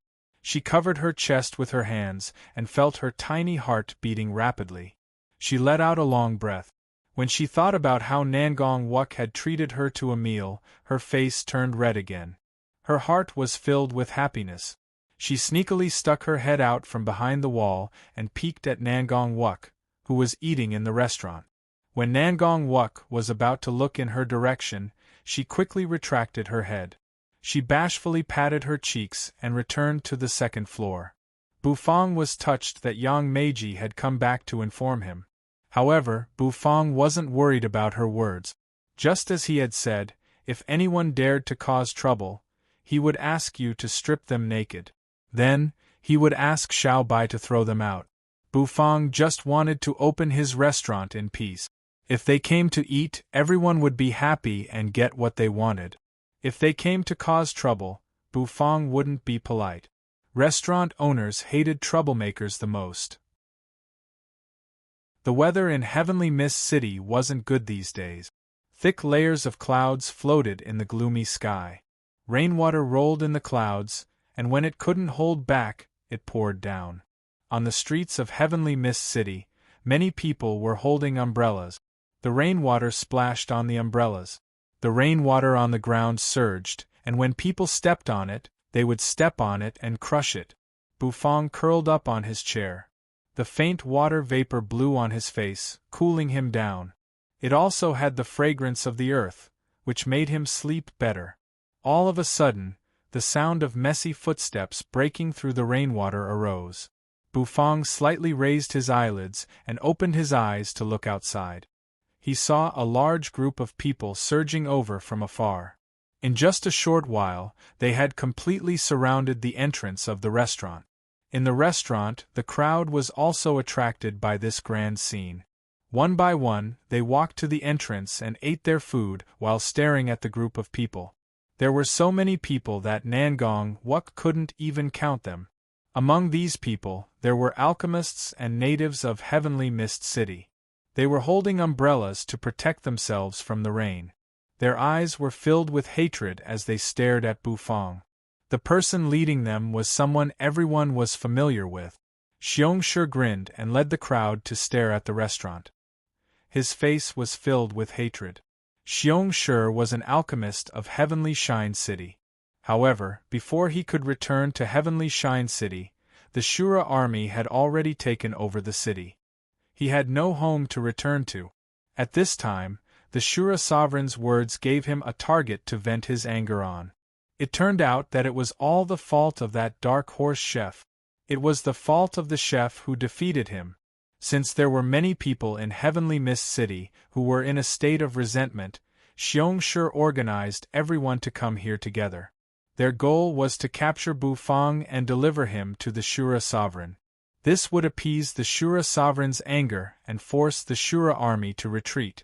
The crowd was enraged and the atmosphere in the restaurant became stagnant. Bufang, who was curled up on his chair, slowly opened his eyes. He calmly glanced at the crowd and stood up from his chair. He stretched his body and calmly looked at the crowd. If you want to eat, I'll welcome you. If you want to cause trouble, I'll strip you naked and throw you out. If a group of them comes, I'll strip them all. Buzz in the kitchen, Xiao Bai's purple eyes flickered. He stuck half of his head out and his eyes shone brightly. Chapter 608 Heavenly Pill City, Star Tower. A figure slowly walked out of the Star Tower. That heavy stone door was accompanied by a long creaking sound. It was as though dust was flying in the air as it slowly opened. The palace master of the Pill Palace, Luo Danqing, wore an emotionless face as he walked out of the stone door. A group of experts from the Heavenly Pill City had been waiting for him. They all looked at Luo Danqing with respect, their faces filled with fanaticism. The Pill Palace's palace master, Luo Danqing, was the hope of all the alchemists. In this situation where the Shura army was approaching the city and the Shura sovereign was invincible, only Luo Danqing was their hope. Grandmaster Gu He's face was filled with respect. Sorceress and Sheng followed behind him and curiously looked at the palace master, Luo Danqing. Luo Danqing wasn't considered handsome, but he gave people a very comfortable feeling. It was as though a gust of wind had brushed past them, making them feel as though they were bathing in the spring breeze. That gentle smile on his face could make the tension in one's heart relax a lot. Of course, other than the experts from Heavenly Pill City, the genius alchemists in the Star Tower were also standing respectfully. The alchemists in the Star Tower were all top-notch alchemists. They were the top 10 in every magical hand conference. They cultivated in the Star Tower and comprehended the great Tao of alchemy. They were all disciples of the palace master, Luo Danqing. Luo Danqing had nurtured them a lot, so they were very respectful. The ancient Shura city attacked our pill palace. Do they really think that our pill palace is easy to bully? I heard that they even found an excuse. It's because a little chef from the pill palace killed their people and stole their Shura tower. They want to take revenge and let the entire pill palace know that they are guilty of covering up? What a joke. Luo Danqing slowly walked forward, his long robe dragging on the ground. As he walked, he spoke. His voice was gentle and powerful, reverberating throughout the entire pill tower. The pill tower of Heavenly Pill City was the largest pill tower in the entire pill palace. It was so tall that it reached the clouds. There were countless experts and powerful alchemists gathered there. Luo Danqing's eyes scanned through many alchemists. How many years has it been? The Shura sovereign is still as overbearing and insolent as ever. If he wants to bully my pill palace, then so be it. Yet, he still has to find such a baseless excuse. It's not easy for that little chef, so why is he making things difficult for us? He is looking down on my pill palace. Since he wants to fight, then our pill palace should not be afraid. Although we are all alchemists, we must let the entire continent know that alchemists do not only know how to refine pills. If they provoke us, we will still destroy them. Luo Danqing's words seemed to have some kind of magical power, causing the blood of many experts to boil. Everyone's eyes turned red, their fighting will surging. Fight. Alchemists are not to be bullied. Sorceress and Xing clenched her fists in excitement. Looking at the domineering palace master, her beautiful face turned red. The Manor Lord was domineering. Don't be afraid, just do it. Heavenly Mist City, Cloud Mist Restaurant. At this moment, the Cloud Mist Restaurant was surrounded by the people of Heavenly Mist City. Their eyes were filled with resentment. They had transferred all the pressure from the Shura sovereign to the restaurant. They wanted to destroy the restaurant and chase it out of Heavenly Mist City. As the leader of these people, Xiongshi was the most excited.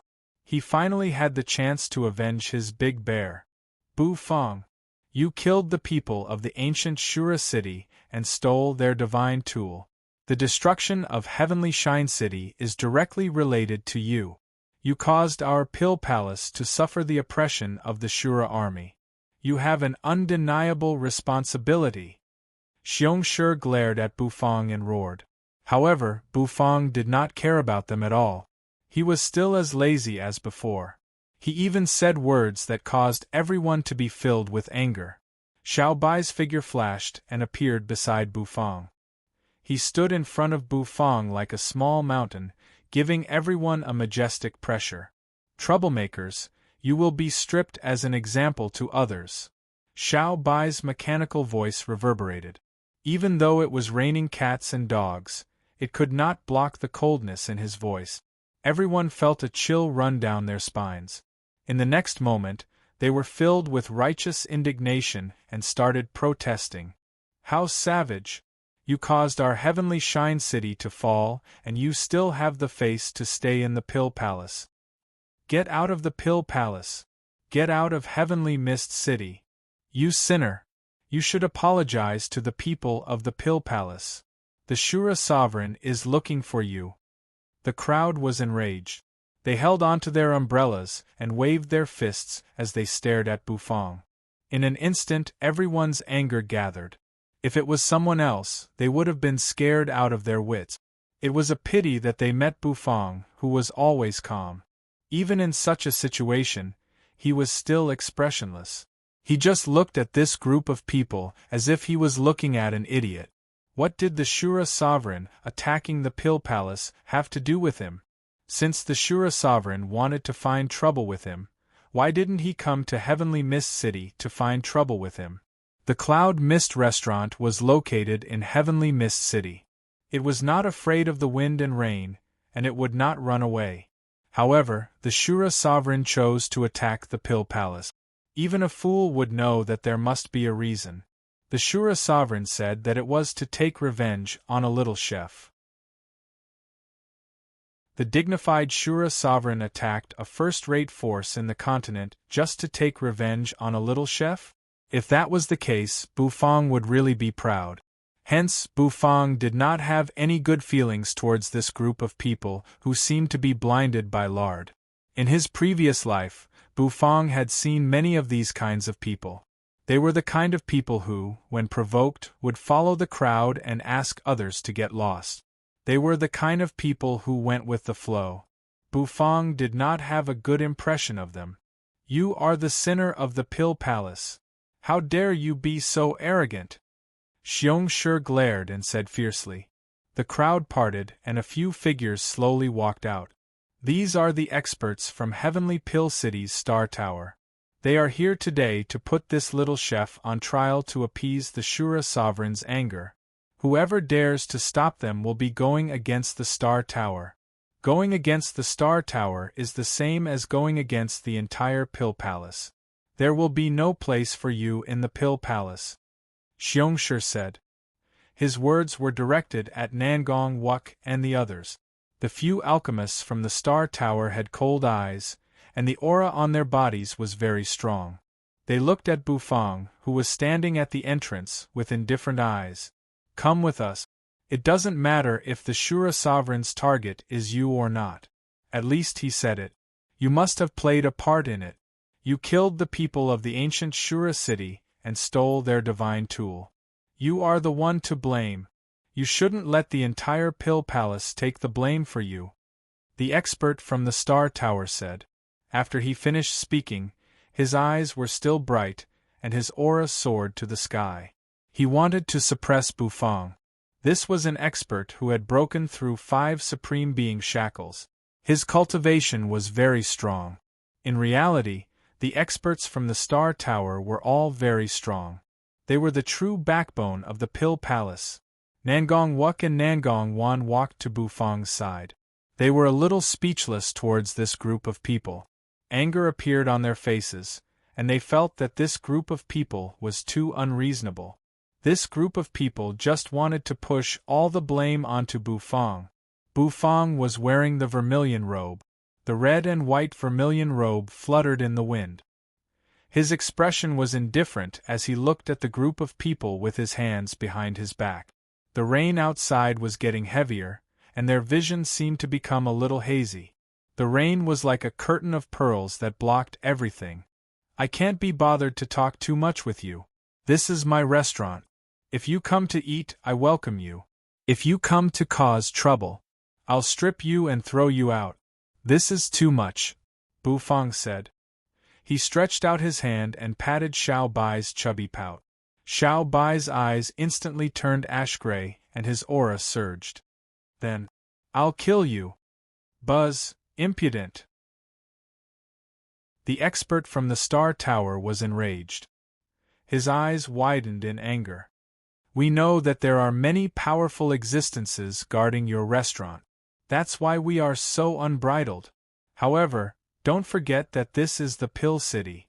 This is the territory of the Pill Palace." "So what?" Bufang said indifferently. Hades leaned against the door. He held a chili strip and smacked it. His eyes revealed a strong interest. This group of people actually dared to threaten Bufang? Could it be that this group of people didn't know how terrifying the fat dog in the restaurant was? Or could it be that this group of people really had some powerful backing? He had to see for himself. However, after Hades waited for a long time, the group of people still didn't do anything. They just straightened their necks and stared at Bufang with righteous indignation. They didn't do anything. What was going on? They were actually causing trouble. Hades almost choked on the chili strip. Were these people here to make a joke? The group of people from the Star Tower weren't fools. In this small restaurant, there was someone who could defeat the Shura sovereign's clone. If they really wanted to go up, they might not even be able to withstand a slap from that person. However, this was the Pill City, their home ground. They had 100 ways to make the restaurant close down. Since you don't want to scram out of the Heavenly Mist City, don't even think about continuing your business. We are going to seal your restaurant. We won't let anyone enter your restaurant, the expert from the Star Tower said with a cold smile. As soon as he finished speaking, the few experts from the Star Tower started to form hand seals. Mysterious ripples spread out and a few dense elixir energy soared into the sky, enveloping the entire restaurant. This was an isolation array. It was like a cage binding the restaurant. Bufang furrowed his brows and a trace of anger appeared on his face. Cutting off one's source of wealth and hindering one's cultivation. The actions of this group of people had angered Bufang. If he couldn't continue his business, Bufang's cultivation wouldn't increase. This was something Bufang wouldn't allow. This restaurant of yours. Just wait for it to close down. Sooner or later, it will scram out of the heavenly mist city.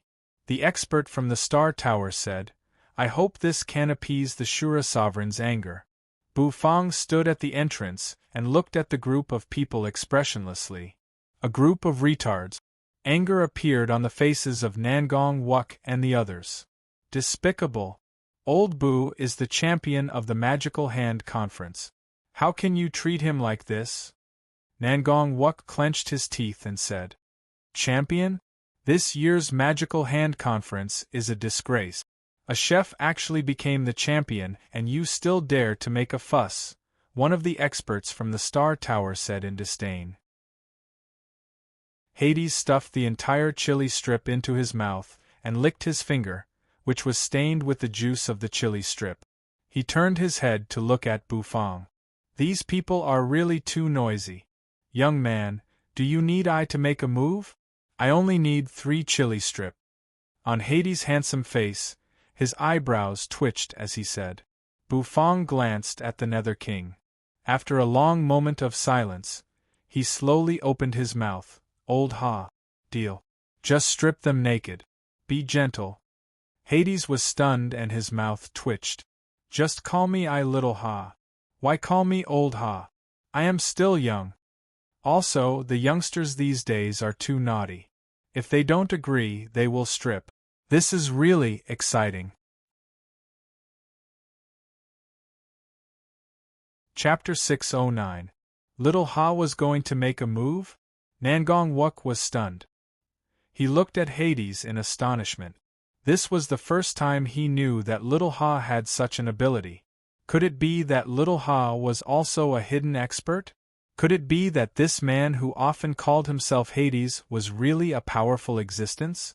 Nangong Wuk suddenly became excited as he stared at Little Ha. Hades was a little scared by his stare. He didn't understand what was wrong with Nangong Wuk. However, since he had already obtained Bufang's promise, Hades was also prepared to make a move. To be able to eat delicious chili strips, wasn't it just stripping these noisy fellows naked? It was not a loss at all. Hence, in front of everyone's curious gazes, Hades shook his elegant hair and slowly walked out to face the group of people from Heavenly Mist City. The Star Tower experts frowned as they looked at Hades. They didn't recognize Hades and didn't know who Hades was. From the information they received, they only knew that this restaurant had a puppet, a netherworld woman, and a fat dog that could defeat the Shura sovereign's clone. However, the information they received didn't mention that there was such a flirtatious clown in the restaurant. 3 chili strips in exchange for him stripping all of them naked? Where did this clown come from? How could he be so confident? Who are you? I hope you don't make a mistake. This chef is a sinner of the Pill Palace. You won't have a good ending if you hang out with him, the Star Tower expert said. TSK, TSK, TSK, youngsters nowadays are so mischievous. The Nether King stretched out a finger and pointed at the people from the Star Tower as he smacked his lips. Mischievous your sister. The faces of the Star Tower experts darkened. They were warning this fellow, but this fellow actually dared to tease them. Was there a hole in the brains of the people who hung out with this restaurant? The experts from the Star Tower were speechless. Xiongshi widened his eyes and stared at Hades. He grinned and said, Since you have chosen to make a mistake, then scram into the restaurant. Don't even think about taking half a step out. They wanted to completely seal this restaurant. Hades narrowed his eyes and looked at Xiongshi. This fellow actually dared to tell him to scram, naughty. Hades's mouth twitched. Everyone was speechless. You're the naughty one. Your whole family is naughty.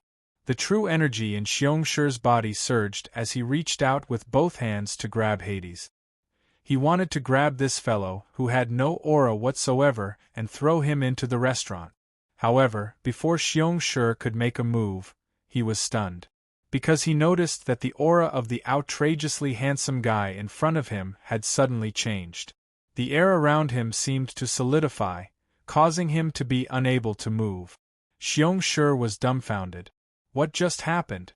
Hades calmly placed his hands behind his back. There was no joy or sorrow in his eyes as he glanced at Xiongshi. He extended a finger and tapped the space between Xiongshi's eyebrows. Bang! Xiongshi was sent flying and his clothes were torn to shreds. His whole body turned into a ball of fat rolling on the ground. The first one, Hades said. Uproar. The crowd burst into an uproar. The other party actually dared to make a move. The experts from the Star Tower glared angrily. Impudent! One of the experts emitted an aura. Even though they were afraid of the dog in the restaurant, it didn't mean that they would allow anyone to bully them. After all, they were from the Pill Palace, and this was the Pill Palace. Bang! A tyrannical true energy surged, as though it was going to sweep up the dust on the ground. The moment this expert made his move, his aura was vast and mighty. The 5 true energy shackles behind him swayed continuously. Hades seemed to become extremely small, and he was on the verge of collapsing under the raging true energy. However, Hades's gaze was calm and indifferent. There wasn't the slightest bit of worry in his eyes as he looked at the expert from the Star Tower. His face was as calm as an ancient well, devoid of joy or sorrow. Young, Hades said calmly. His voice was like a morning bell, smashing into the ears of the expert from the Star Tower like a huge hammer. That expert's eyes suddenly became sluggish. His face stiffened, and the true energy in his body suddenly dispersed. Hades clasped his hands behind his back. He raised a finger and tapped the space between the eyebrows of the expert from the Star Tower. That expert's face instantly turned deathly pale, and he flew backwards. In the air, his clothes exploded, revealing his naked body. The second one, Hades said calmly. He walked leisurely, as though he was taking a stroll in the park. Every time he raised a finger and tapped the space between the eyebrows of the expert, the latter's clothes would explode, and his body would fly backwards. The third one. The fourth one. How many was it again? As Hades counted, he suddenly became confused. He rolled his eyes, and after thinking for a while, he still couldn't figure it out. In front of the restaurant, Nangong Wuk was dumbfounded. His mouth was wide open, and his face was filled with disbelief. This guy who was taking a stroll in the park like an otherworldly expert, was he really that little Ha? That little Ha who carried a spicy strip every day and went in and out? It turned out that little Ha was so awesome. Nangong Wan looked at the naked bodies that were sent flying. She covered her eyes with her fair hands, and her face was red. She secretly cursed, "Owner Bu, you rogue." Bufang looked at Nangong Wan with a dumbfounded expression. The person who was stripping clothes wasn't me, so why did she say that I'm a rogue? Xiao Bai's ash-gray eyes flickered. He extended his fan-like hand and rubbed his round head. Looking at Hades, who was getting more and more excited, he also didn't know what to do. Yu's pitch-black eyes widened. She pouted and looked at the scene below excitedly. Her body floated up slightly, and her long black hair fluttered in the wind. It was as though she couldn't help but take action. Don't strip. Let's talk nicely. You stinking rogue. Get lost. I made new clothes. Don't strip them. The people of the Pill Palace went crazy. They looked at the naked bodies flying around, and their eyes were dazzled. Their minds were in a mess. They looked at Hades as though they were looking at a terrifying devil. There were a few women among them, and they were so scared that their faces turned pale. They covered their chests and ran away in a panic. Looking at the pile of naked bodies in the distance, the women's hearts started to beat faster. They were so scared that they almost cried. Don't be like this. The more Hades stripped, the more excited he became. He pointed at each person, and he was very happy. However, in the eyes of the crowd, his excited expression was like that of a devil. This lunatic! What about asking Bufang to get out of Heavenly Mist City? What about sealing the restaurant? Everything was forgotten by these people. At this moment, the only thing they could do was to run away in a panic. Otherwise, they would be stripped. They didn't want to be stripped, so they planned to run away with a face full of fear. Some of them were stripped, and they took out a new set of clothes from their spatial spirit tools to cover their bodies. However, before their clothes could warm up, they realized that a finger was pointed at the center of their brows. The clothes on their bodies were ripped apart with a ripping sound. Their bodies felt a chill that penetrated their hearts. What the F***ck, penetrating their hearts? This restaurant was poisonous. Hades narrowed his eyes. His white eyes were mesmerizing. Youngsters nowadays really knew how to play. This stripping was quite interesting. He would try it the next time he returned to the netherworld. Boom! A formless wave instantly spread out with Hades as the center. It filled the surroundings. Everyone let out a groan and fell to the ground. The Star Tower experts crawled up from the ground. Their faces were filled with fear as they stared at Hades. They had a dumbfounded expression on their faces. You pervert! The Star Tower experts almost vomited blood. This is the ceiling array that you guys laid, right? It's simply trash. The Nether King did not bother about the expert from the Star Tower. Instead, his gaze landed on the array that enveloped the store like a cage. He extended the finger that had sliced through countless people and tapped on the array. However, the array let out a crisp sound and shattered. Crack! A few elixirs fell from the air and gathered in Hades's hand. Looking at these elixirs, Hades casually tossed them into his mouth like he was eating beans. After chewing for a while, his brows furrowed. His brows suddenly twisted, and his face looked as ugly as if he had eaten **T. When the Star Tower experts saw Hades's expression, they felt a sharp pain in their chests. Those were 6-mark spirit elixirs that they had refined. If you ate it, then you ate it.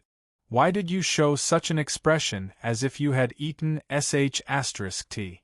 Were you looking down on the elixirs that they had refined? Poochie! One of the Star Tower experts couldn't take this humiliation and vomited a mouthful of blood. He covered his naked body and staggered backwards. Bufang looked at the group of naked people indifferently, his face expressionless. I've said it before. If you come here to eat and enjoy, if you come here to cause trouble, I'll strip you naked. This time I'll strip you naked. The next time, I'll kill you. Bufang's indifferent words lingered in everyone's heart. Even the Star Tower experts felt a chill down their spines. They looked at Hades, who was supporting himself against the wall and vomiting. They swallowed their saliva. The mysterious dog, the powerful netherworld woman, a puppet, and now another pervert. This restaurant. It was simply terrifying. No wonder he had the confidence to kill the people of the ancient Shura city and snatch their divine tool. No matter what, you are the sinner of the Heavenly Mist City. The Pill Palace will not tolerate you. The Star Tower expert's face was ashen as he roared.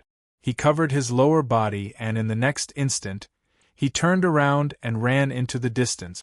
The others also followed his figure, turning around and running. A pile of shining white buttocks swayed in the rain. It was a spectacular sight. When you saw the group of people running away, her restless heart couldn't help but calm down. In her heart, she felt that it was a pity. After Hades finished vomiting, his legs trembled as he returned. He looked at Bufang with a deathly pale face. Young man, I accidentally ate something bad. I need the comfort of chili strips. The corners of Bu Fang's mouth twitched. Looking at Hades's miserable appearance, he casually waved his hand and 3 chili strips appeared, falling into Hades's hand. Hades, who had obtained the chili strips, seemed to have obtained a new life. He ran to the side and started sucking the chili strip in and out. The spicy taste of the abyss made him extremely addicted.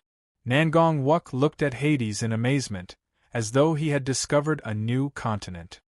He moved to Hades's side, his eyes shining as he said, "Little Ha, your clothes-stripping finger is too awesome. Can you teach me?" Hades raised his head, sucking on the chili strip. He glanced at Nangong Wuk and said, "Sure. 5 chili strip." Nangong Wuk was instantly speechless. This guy had gone crazy thinking about chili strips. Heavenly Pill City. A powerful aura filled the sky above Pill City. The experts of the Star Tower gathered.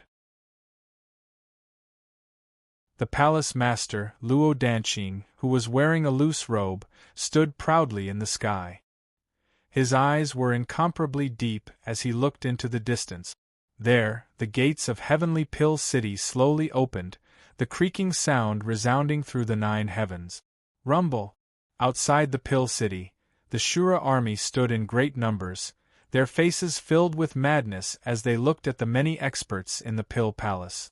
The Shura sovereign was wearing a full set of armor, holding the Shura sword in one hand. An evil smile hung on his face. His eyes seemed to be able to pierce through the void, looking straight at the palace master, Luo Danqing, who had a deep gaze. A great battle was about to break out. Chapter 610. Heavenly Mist City, Pill Tower. A metallic battleship flew over, tearing through the air. It slowly stopped on the platform in front of the Pill Tower. From the battleship, a figure slowly walked out. He was wearing a long robe, and the robe's tail was very long, dragging on the ground. This person had his hands clasped behind his back, and his pale white hair fluttered in the wind. He squinted his eyes, and under the respectful gaze of Grandmaster Xian Ming and the others, he stepped into the Pill Tower. Within a room in the Pill Tower, the 5th Elder's face was pale, and he continuously coughed out blood. He sat cross-legged, trying to heal his injured body. The stone door opened, and a figure wearing a long robe stepped in. "Old 5, it seems like your injuries aren't light," the person said with a faint smile, and his face was kind. The 5th Elder opened his eyes, and when he saw the person in front of him, he was slightly stunned. "3rd Elder, why is it you?" The 3rd Elder smiled faintly. "Why can't it be me? Right now, the Shura sovereign is leading the Shura army to attack the city. The palace master has no time to spare to see you, so he sent me here." The 5th Elder's pale face slightly furrowed. "The Shura army is attacking the city. Can the palace master solve it?" The 3rd Elder shook his head, and he found a seat in the secret room to sit down. He sighed and said, "This time's attack is very special, and the Hidden Dragon Royal Court is also participating in it. It's obvious that the Hidden Dragon Royal Court wants to attack our Pill Palace's alchemy industry. It's just like the Valley of Gluttony in the past. After I deal with your matters here, I have to rush back to participate in the war. The current situation isn't optimistic." After he finished speaking, the entire secret room fell into silence. After a long time, the 3rd Elder broke the silence, and he said, "Old 5, did you meet a girl when you came out of the secret realm? A white-haired girl?" "You said that white-haired girl. She's the runner-up of this year's Magical Hand Conference, right? White Demon Jiangling." The 5th Elder said, "That's right, that girl is my good-for-nothing disciple. Alas, I originally thought that this girl would be able to become the champion in one fell swoop after living in seclusion for 3 years. I didn't expect that she would fail in the end." The 3rd Elder sighed helplessly. "That girl is fine. Although she was seriously injured, after eating the elixir, her injuries have stabilized. This time, the appearance of the ferocious beasts from the netherworld in the Heaven's secret territory is too strange. Once I recover from my injuries, I will definitely continue to investigate, the fifth elder said solemnly. After the third elder found out that Jiang Ling was safe, his eyes slightly lit up. After chatting with the fifth elder for a while, he left the secret chamber and headed towards Jiang Ling's location. My good disciple, I hope you've finished what I asked you to do and summoned that lord. After the third elder walked out of the secret chamber, his footsteps became even faster as a fanatical look appeared in his eyes. Cloud Mist Restaurant. The rain in the sky was still pouring non-stop, getting heavier and heavier. The pitter-patter, it was difficult to stop. In front of the restaurant, the ground was littered with pieces of cloth, floating in the rain. It made one's imagination run wild. Before that, what kind of inhumane and terrifying thing happened in front of the restaurant? Bufang looked at the group of white demons in the distance dispersing, then returned to the kitchen unhurriedly, continuing to practice his culinary skills. Hades, on the other hand, was holding the 5 chili strips that Bufang gave him, happily going in and out at the side. Yu sat on the netherworld ship, swinging her white and beautiful legs. Her jet-black hair spread out. Her fine black hair hung down from her forehead, causing her exquisite face to become even more hazy. Lord Dog was lying on the ground, snoring loudly. The fat on his body shook as he breathed in and out. 80, this idealistic chicken, was taking a leisurely stroll in the restaurant. The spiritual energy around the Path Understanding tree was quite rich, allowing him to enjoy it very much. Xiao Bai had already returned to the kitchen, and Xiaopi was naughtily sitting on its round head. In the restaurant, only the Nangong siblings and a few other customers were left, looking at each other in dismay. After a long time, Nangong Wuk pulled Hades, who was happily sucking on the chili strip, out of the restaurant. For a moment, the restaurant became extremely quiet. After practicing his culinary skills for a while, Bufang walked out. He pulled a chair over and sat in front of the door. Looking at the pitter-patter of rain outside, he curled up on the chair and let out a long breath. This kind of leisurely atmosphere, it seemed, not bad. The rain continued to fall, splashing and forming a single sheet, like a curtain of beads, hazy and indistinct. It was unknown when the autumn rain would stop. As Bufang looked at it, his eyelids gradually became heavy, and he couldn't help but close them. After a while, light snoring sounds came from his nose. Outside the heavenly Pill City, the atmosphere was majestic. Tens of thousands of Shura army gathered together, and their terrifying true energy merged together, shooting up to the sky. It seemed as though they wanted to scatter the clouds in the sky. The few peak experts of the ancient Shura city stood proudly. Their true energy surged, and the true energy chains behind them shot up to the sky, swaying unceasingly. The Shura sovereign wore a suit of armor, and a faint smile appeared on his devilish face. His eyes were overbearing as he looked at the distant city walls of the heavenly mist city. As he watched the city gates slowly open, the smile on his face became more intense. Among the Shura army there was a giant war drum. Several women dressed in martial attire stood there, and the one leading them was the Shura saintess, who wore a solemn expression. She held a drumstick in her hand, and her graceful figure danced as she pounded the drum. The beating of the war drum was like a thunderclap, and it caused intense ripples in people's hearts. Every beat of the drum seemed to have some kind of magical power, and it made people's blood boil. The Shura army's experts' aura rose unceasingly as they listened to the beating of the drum. The Shura army roared, and its aura shook the 9 heavens. At this moment, the Shura army was like an incomparably sharp divine sword that wanted to cut through everything. There was nothing it couldn't cut through. Even the experts from the hidden dragon royal court had grave expressions on their faces when they saw this scene. As expected of the Shura army. Although the Shura sovereign is arrogant, his ability to lead troops is really strong. No wonder he dared to challenge the hidden dragon royal court. The Shura army's aura was surging, and the experts of the heavenly Pill City who were facing them were terrified. On top of the city walls, alchemists wearing alchemy robes stood. Their faces were filled with fear as they looked at the terrifying army that was like a pack of tigers and wolves. In their eyes, it was as though they could see a tyrannical blood-red shadow. It was like Ashura, and it made them feel despair. The alchemists who opened the city gates and rushed out were even more terrified. They were facing the terrifying might of the Shura army more directly than the experts standing on top of the city walls. They were just alchemists. Although their cultivation base wasn't weak, they were no match for the Shura army that had crawled through mountains of blades and seas of blood. Their opponent's aura alone made their legs shiver. They were almost paralyzed on the ground. The Pill Palace's master, Luo Danqing, wore a loose robe as he stood on top of the city walls. The wind howled, fluttering his robe. His long eyelashes shivered, but his face was indifferent. He looked at the terrifying army of tigers and wolves. His eyes seemed to pierce through the void, landing on the overbearing Shura sovereign, who was standing on the war chariot with his sword. Their eyes collided in the void, and an explosion seemed to resound.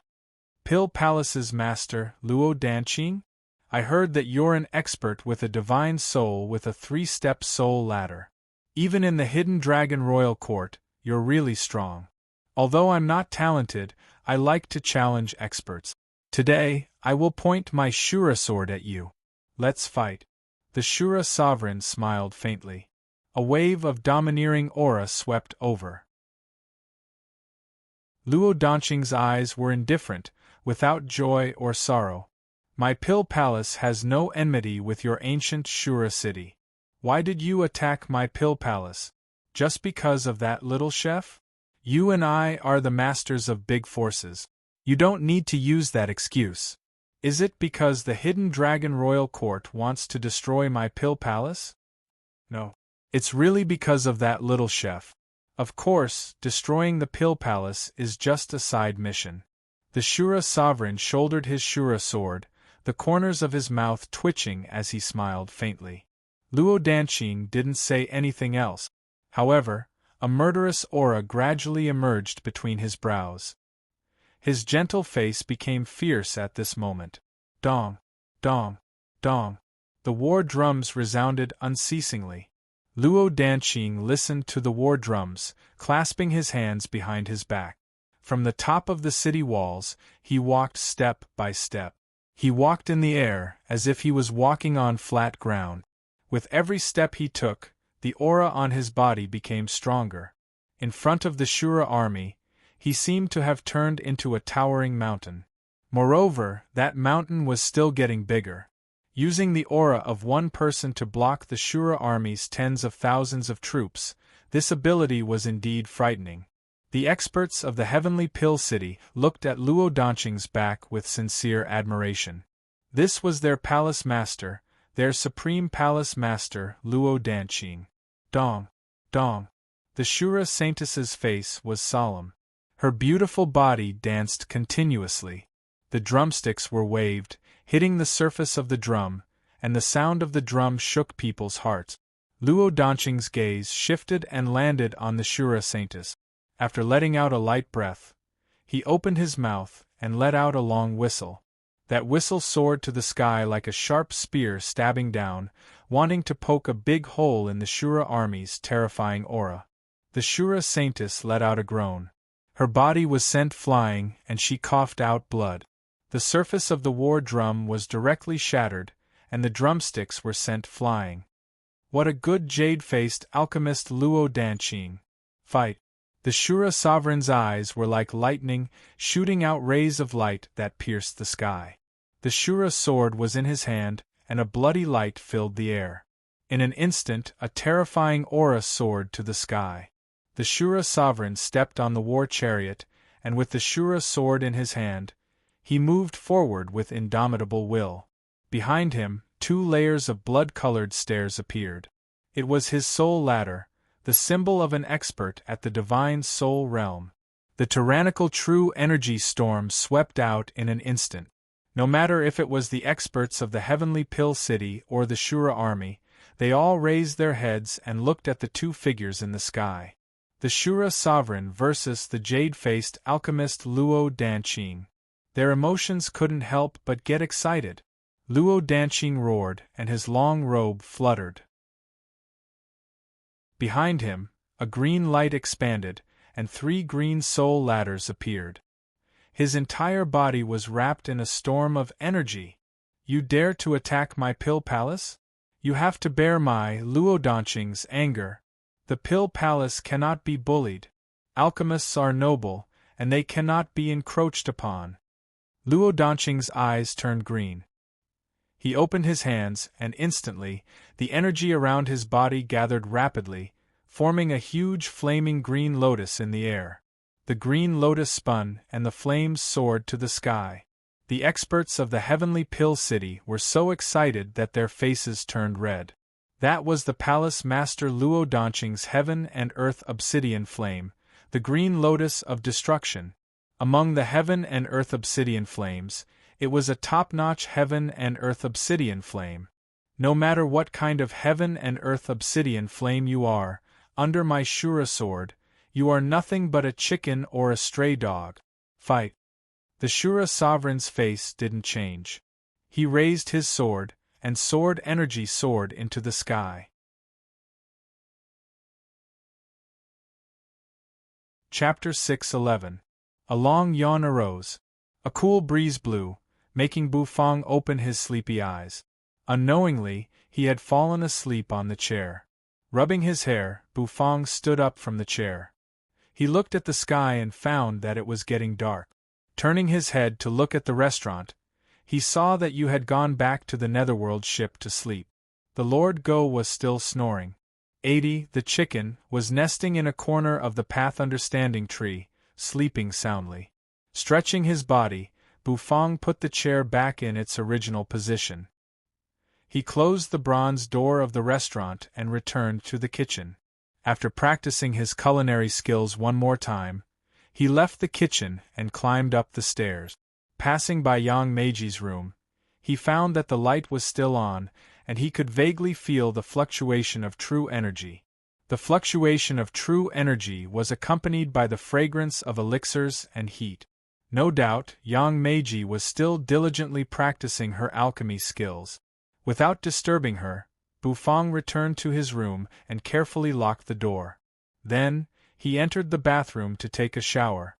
After the shower, he covered his wet hair with his hands and lay down on the boat. He closed his eyes and went to sleep. In front of the heavenly pill city, the massive green lotus flame was spinning in the sky, as if it was burning the void. The terrifying temperature and energy shook the sky. From the ground, a beam of sword light shot up. The sword energy crisscrossed, accompanied by a terrifying sword cry. Boom! The two of them collided, creating a violent collision. The Shura sovereign's face was cold. He swung his long sword, and countless beams of sword light hovered around his body, attacking Luo Danqing. Luo Danqing swung his arm. The flames in the sky were under his control, constantly changing, transforming into different kinds of strange beasts. It was an alchemist's fire control technique. As the Pill Palace's master, Luo Danqing's fire control technique had reached the pinnacle. The flames seemed to be controlled by his arms, changing according to his thoughts. The Shura sovereign's sword chi was also extremely terrifying. His Shura sword was a divine artifact. As the Shura sovereign's sword chi slashed down, the shockwaves spread out and hit the Great City Barrier Formation of Heavenly Pill City. The Great City Barrier Formation rippled, as if it was going to collapse at any moment. The more the Shura sovereign fought, the crazier he became. His eyes were bloodshot, and his handsome face was filled with excitement. All kinds of sword moves were displayed, and surging true energy rumbled in the sky. The blood-colored soul ladder above his head trembled unceasingly, and it constantly emitted abundant true energy, which made the Shura sovereign more and more valiant as he fought. The blue soul ladder above Luo Danqing's head also glowed, allowing him to fight the Shura sovereign calmly. The battle between the two was fierce and violent, causing people's hearts to palpitate. The experts of the ancient Shura city were incomparably excited. The experts under the Shura sovereign's banner roared, holding their spears and dashing towards Luo Danqing. The blood-colored soul ladder emerged above their heads. However, they only had one step, which made them weaker. At the same time, some elders of the Pill Palace also dashed out. They were wearing loose alchemist robes like Luo Danqing. As they waved their robes, alchemic flames spread out, clashing with the experts of the ancient Shura city. Shouts and screams shook the sky. Energy boomed. The great city barrier formation of Heavenly Pill City was activated, and the terrifying array cannons shot out energy cannons. Under Luo Danqing's encouragement, the experts of the Heavenly Pill City regained their morale. They roared and charged out, fighting the Shura army. Clanging sounds reverberated, and the war broke out instantly. The entire Heavenly Pill City had become a sea of blood. Murderous aura and blood energy diffused everywhere. Some of the alchemists of the Pill Palace were killed, and some of the experts of the ancient Shura city were killed. Blood seemed to accumulate into a river, gurgling and gurgling. In just a blink of an eye, the battle had reached its climax. Many experts had joined hands, and the entire Pill Palace had become the center of a vortex. Around the Pill Palace, many experts were secretly watching. These experts came from other forces, and they wanted to know the final outcome of the battle. Under such circumstances, they would not choose to join the battle. This battle was very fierce, but the final outcome would still depend on the battle in the sky. Was the Shura sovereign stronger, or was the palace master of the Pill Palace stronger? The winner would decide the direction of the war. Among the Shura army, the expert of the Hidden Dragon Royal Court stood with his hands clasped behind his back. He looked at the sky, watching the battle between the two, and his brows slightly furrowed. The palace master of the Pill Palace, Luo Danqing, was really strong. No wonder he was the strongest expert of the Pill Palace. However, although the Shura sovereign was one realm lower, he wasn't weak at all. When he fought, he was still as fierce as ever, and the sounds of killing reached the sky. The Shura sword was displayed to the extreme, and the Shura sword will was unparalleled. However, the Shura sovereign couldn't kill Luo Danqing. The eyes of the Hidden Dragon Royal Court's expert sparkled.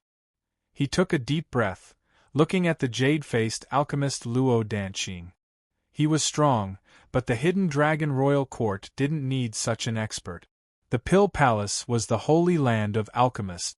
How could it be independent from the Hidden Dragon Royal Court? It must be like the Valley of Gluttony, a subordinate force of the Hidden Dragon Royal Court. Only then could the Hidden Dragon Royal Court's power continue to grow. The expert grinned. Light flashed in his hand, and suddenly, a pitch-black longbow appeared in his hand. Gazing at Luo Danqing in the sky, the expert slowly pulled the longbow. Instantly, energy gathered in the bow, turning into a light arrow. The green lotus flame filled the sky, and the blood-red Shura sword. The two collided in the sky, and monstrous energy spread. Suddenly, Luo Danqing, who was fighting with the Shura sovereign with a calm face, felt his heart tighten. He felt a wave of cold intent attack him, and a monstrous murderous intent swept over, causing his skin to slightly shrink. What's going on? Luo Danqing's pupils shrank. He struck out a palm, and the green lotus flame spread, forcing the Shura sovereign to retreat. However, a whistling sound came from below. With boundless energy, the arrow seemed to have pierced through the air as it rapidly shot towards him.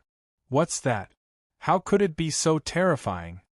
Luo Danqing paled, covering his chest with both of his hands. Countless green lotus flames rolled, turning into a giant, savage beast, swallowing the light arrow in one gulp. Puff, puff, the green lotus flame exploded.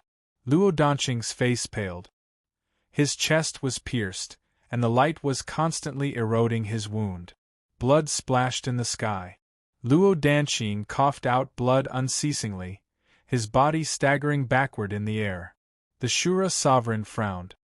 He held the Shura sword tightly, stopping his attack. His cold eyes swept over the hidden dragon royal court's expert below. At this moment the latter was smiling, putting away the pitch-black longbow in his hand. "Did I ask you to take action?" The Shura sovereign roared indignantly. What did this guy mean? Did he think he couldn't defeat Luo Danqing? Although the Shura sovereign had one less soul ladder than Luo Danqing, in terms of fighting power, he wasn't weak at all. The hidden dragon royal court's expert's attack made him feel humiliated.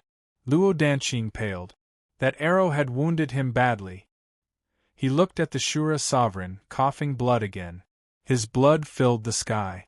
"I can defeat you," the Shura sovereign said coldly. He stood on the war chariot, his aura overbearing. The corners of Luo Danqing's mouth twitched. He didn't say anything, but his attitude enraged the Shura sovereign. Luo Danqing took out an 8-mark spirit pellet and shoved it into his mouth. His wound was finally stabilized. "The Heavenly Spring Holy Land's God-slaying bow. Are you from the hidden dragon royal court's Heavenly Spring Holy Land?"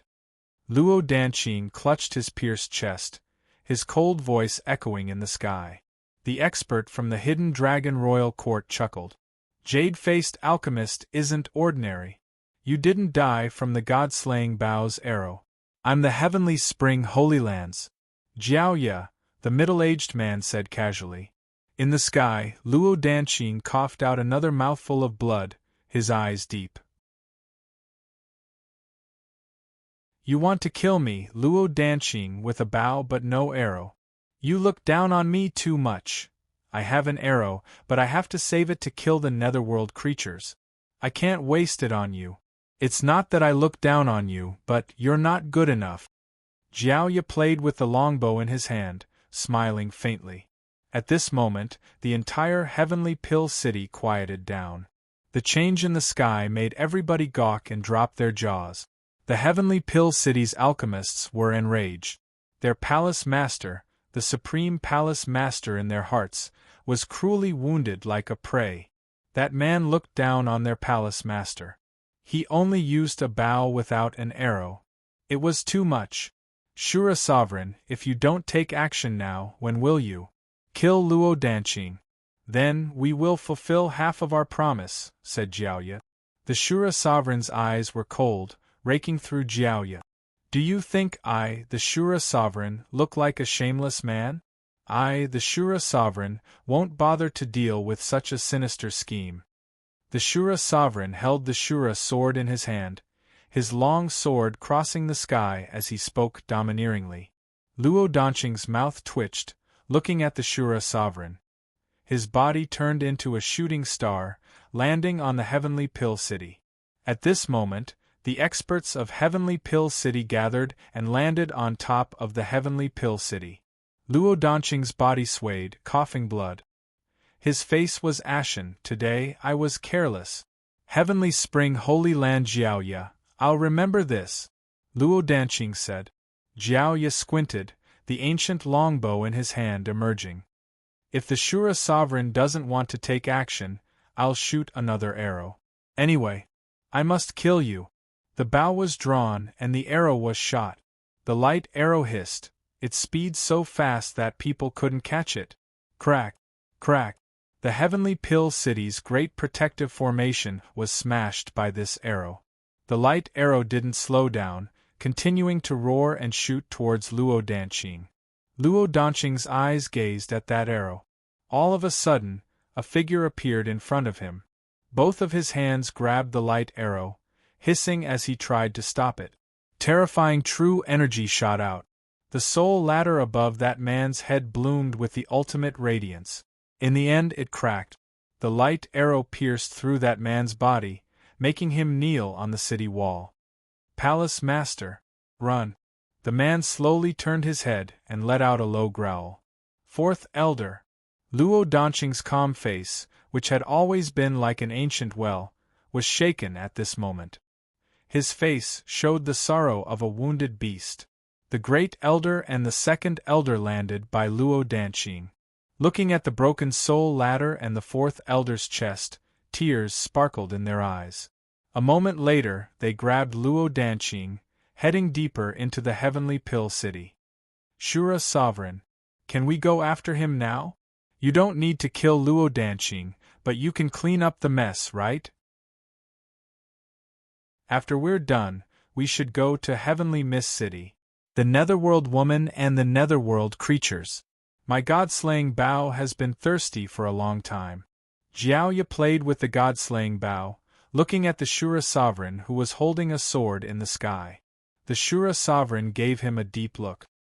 He didn't say anything, but his body flew towards Heavenly Pill City. In front of the Star Tower, the high-ranking officials of the Heavenly Pill City descended one after another. Their faces were filled with grief and sorrow. Let's go. Activate the formation to Heavenly Mist City. Send the Palace Master to Heavenly Mist City. All of you, go to Heavenly Mist City. The Great Elder stooped, looking at the disciples of the Star Tower, his eyes solemn. A moment later, he waved his hand and the Star Tower shrunk. He shoved it into Luo Danqing's chest. Luo Danqing's eyes moved, looking at the Great Elder. His brows furrowed, but he wasn't angry. Great Elder, what do you want to do? No. Let's go. The Great Elder looked at Luo Danqing, sighing. The disciples of the Star Tower activated the teleportation formation. Immediately, a group of people stepped into the teleportation formation and left. Before they left, they saw a stooped figure standing in front of the teleportation formation, looking so desolate. The Shura Sovereign stepped on the air, indifferently looking at the group of people leaving through the teleportation formation. He didn't stop them, his eyes falling on the Great Elder. The hunchbacked Grand Elder cleared his throat, then looked up at the Shura Sovereign. His wrinkled face broke into a smile. Let this old man witness the sword intent of the Shura Sovereign.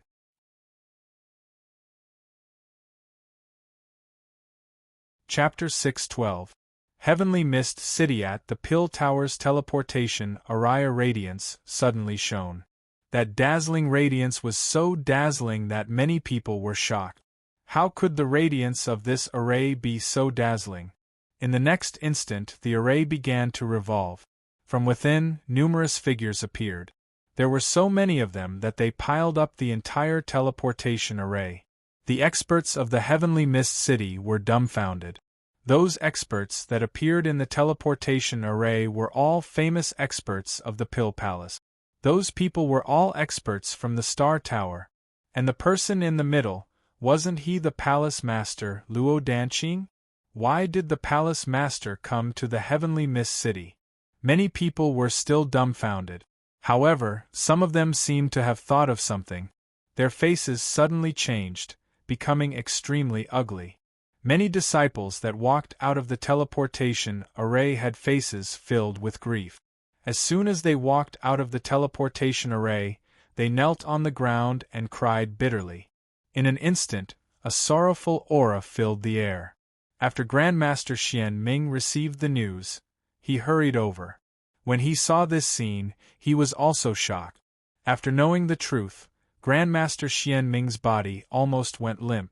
How could he have imagined that the Supreme Palace Master of the Pill Palace would actually be defeated? After retreating from the Heavenly Pill City, they returned to the last Pill City of the Pill Palace, the Heavenly Mist City. How tragic was the situation for such a situation to occur? Was the Pill Palace really going to be defeated in this war? Was the Pill Palace really going to be trampled by the Shura army of the ancient Shura city? Palace Master Luo Danqing's face was a little ugly. After stabilizing his injuries, his face was gloomy. He swept his gaze across everyone and said calmly, "Adjust your condition. Our war isn't over yet. Not long after, the Shura army will definitely attack the Heavenly Mist City. We don't have time to be sad." After hearing the Palace Master's words, everyone's heart shivered. They all raised their heads and nodded. However, everyone's body was slightly trembling. It was obvious that they had already lost hope in this war. After the third elder and the fifth elder received the news, they also hurried over. The third elder's face was filled with disbelief. How could they be defeated so quickly? He was about to rush back to Heavenly Pill City to participate in the war, but Heavenly Pill City had already fallen. The people of the Hidden Dragon Royal Court have made their move. Their real goal is to turn our Pill Palace into a place like the Valley of Gluttony, Luo Danqing said with a grimace. If it weren't for the god-slaying Bao, he wouldn't have been defeated. Although the Shura sovereign was strong, he was only evenly matched with him. He wouldn't have been able to defeat the Shura sovereign in such a short time. Sure enough, finding a little chef was just an excuse. The purpose of everything was to take over the Pill Palace. The Hidden Dragon Royal Court couldn't resist the temptation of the elixir industry. What an overbearing force! Recalling the 2 arrows that Jiao Ye from the Heavenly Spring Holy Land had shot at him, his face darkened. Sorceress and Sheng looked a little haggard. She looked around with a complicated expression on her face. Who would have thought that they would still be able to return to Heavenly Mist City? However, it was done in such a pathetic manner. Prepare a secret chamber for me. I need to recuperate. Third elder, bring some people to that restaurant to see what kind of little chef he is. How could he become the excuse for the ancient Shura city to attack our Pill Palace? Alright, everyone, hurry up and recover. The bitter battle is still going on. Even if our Pill Palace is destroyed, we must bite a piece of their flesh. Heavenly Pill City had fallen. This news instantly spread throughout the entire Heavenly Mist City.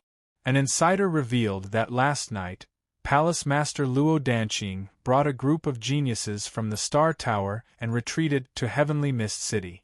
The entire Heavenly Mist City was in an uproar when they heard this news. Everyone's face was filled with disbelief. Heavenly Pill City was supreme in the hearts of everyone in the Pill Palace. It was the strongest pill city among the 3 pill cities. However, who would have thought that such a powerful pill city would be destroyed? Even the palace master was injured and had to retreat to Heavenly Mist City. Could such a Heavenly Mist City resist the Shura army that was like a ferocious tiger? In an instant, the entire Heavenly Mist City was in a state of panic. Many people were close to despair. They didn't know what to do. Some of them were even prepared to leave the Heavenly Mist City. However, the Heavenly Mist City had been completely sealed. No one could leave. The atmosphere of panic filled the entire Heavenly Mist City. Under this kind of panic, some people shifted their attention to the Dark Horse Chef that the Shura Sovereign had mentioned. They thought that the Dark Horse Chef was the cause of all this. They clamored to hand him over. In an instant, the entire Heavenly Mist City became enraged. Morning. The rain had finally stopped. The sky was clear, and a beam of warm sunlight shone through the window, shining on the bed. Bufang opened his eyes. Feeling the warm sunlight, he couldn't help but stretch his body. After putting on the vermilion robe, Bufang washed his face and rinsed his mouth. Then, he walked out of his room and headed downstairs. When he reached the ground floor, he bumped into Yang Meiji, who was standing at the entrance of the kitchen. Yang Meiji's big body was squeezed in the stairwell, making the entire space a little narrow. "What are you doing here?" Bufang looked at Yang Meiji suspiciously. "I want to enter the kitchen, but this iron lump won't let me in. I want to cook egg fried rice, but I can't." Yang Meiji was really depressed. No matter what, she had given this restaurant to Bufang. She didn't expect that she wouldn't even be able to enter the kitchen. The kitchen was an important place. Of course, she couldn't just let anyone in. Bufang looked at Yang Meiji. He still remembered the egg fried rice that Yang Meiji had cooked, which didn't have any aroma at all. This woman's cooking skills could be compared to that little girl Xiaoi. How could he let her into the kitchen? "Alright, wait in the restaurant. What do you want to eat?" "Just order something," said Bufang. Then, he entered the kitchen. Yang Meiji looked at Bufang's back as he entered the kitchen, feeling even more gloomy. Xiao Bai's purple eyes twinkled as he stared at her, giving her goosebumps. Feeling bored, Yang Meiji turned around and left. She walked into the restaurant, planning to open the bronze door and start the business. However, as soon as she opened the door, what she saw were many pairs of blood-red eyes. The terrifying murderous aura made Yang Meiji shiver. What's going on? Yang Meiji was bewildered. She didn't know what was going on. Why were there so many people in front of the restaurant? Moreover, this group of people looked so fierce. It was scary, so scary. Bufang also heard the commotion. He couldn't help but walk out of the kitchen, frowning as he looked at the group of people. Why were there so many people surrounding him today? Wasn't stripping yesterday enough to frighten these people? As Bufang stood in front of the restaurant, the group of people glared at Bufang, roaring angrily. The air was filled with fear and despair, which made Bufang even more suspicious. Get out of Heavenly Mist City! Hand over the culprit. He's the one who destroyed Heavenly Pill City and Heavenly Shine City. Hand him over, and our Heavenly Mist City can be saved. The crowd was enraged. Compared to the day before, their anger was even thicker. Yu and Xiao Bai had appeared behind Bufang. Xiao Bai's purple eyes twinkled. Yu looked at the group of people, her unbelievably beautiful face showing a hint of excitement. Could it be that this woman was excited about being able to strip again? Bufang was speechless when he saw Yu's expression. Moreover, stripping was Xiao Bai's job. The crowd pushed and shoved. Nangong Wuk and Hades walked out of the crowd, looking at the scene in astonishment. They went to Bufang's side. Nangong Wuk moved his head closer to Bufang. Old Bu, did you do something that angers even the gods? Why are these people here to cause trouble for you? Bufang glanced at him from the corner of his eyes and said indifferently, Guess. Nangong Wuk rolled his eyes. He knew that he wouldn't be able to get any answers from Bufang. The Nether King leaned against the door frame and flicked his jet-black hair. Yesterday, I didn't have enough stripping, and now, these people have delivered themselves to my door. It seems like Hades' stripping finger is going to appear again. As soon as he finished speaking, another uproar rang out from the crowd. The crowd parted and several figures slowly walked out. Bufang was slightly taken aback when he saw these figures, because Bufang was quite familiar with these people. Besides the old man wearing a loose robe, the white-haired Jiang Ling and the big-breasted sorceress and Xing were all familiar faces. These two people were obviously led by the old man. What happened?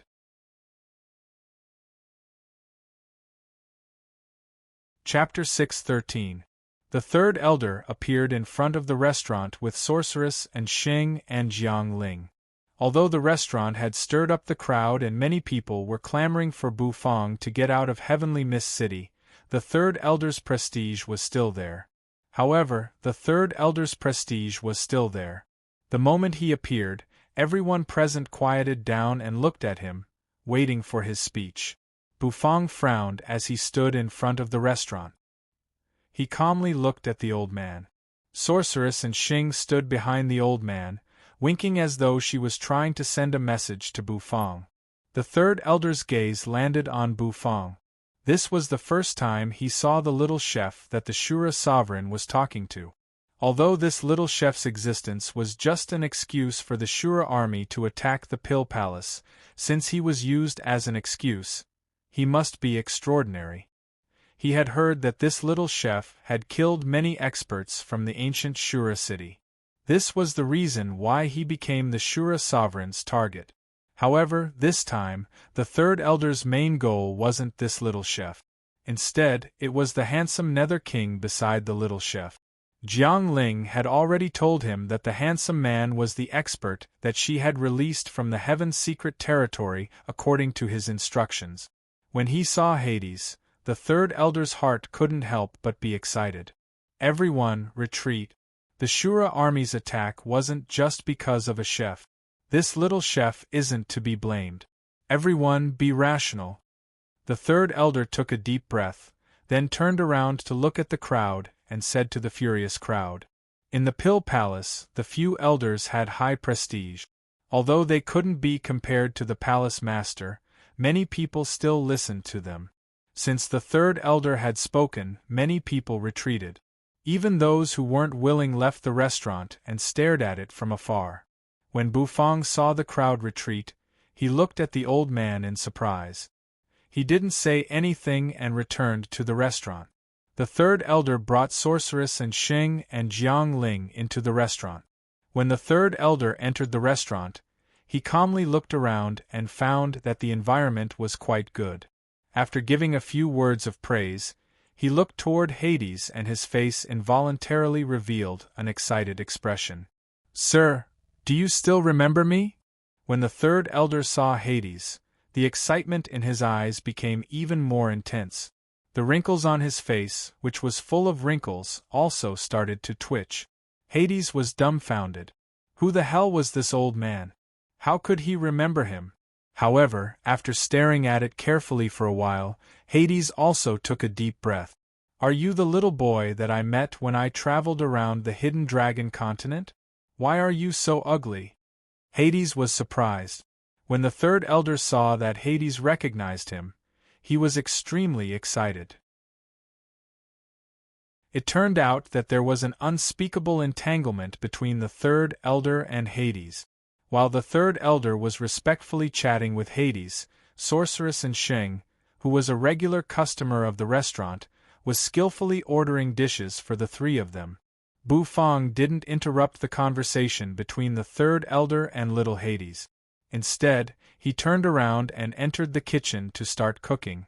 When the aroma of the dishes filled the air, Bufang carried the dishes out of the kitchen. At the dining table, the third elder and Hades had also finished chatting. The third elder's face was flushed and his face was filled with satisfaction. Bufang raised his eyebrows in surprise. He looked at Hades and then at the third elder. What happened between the two of them?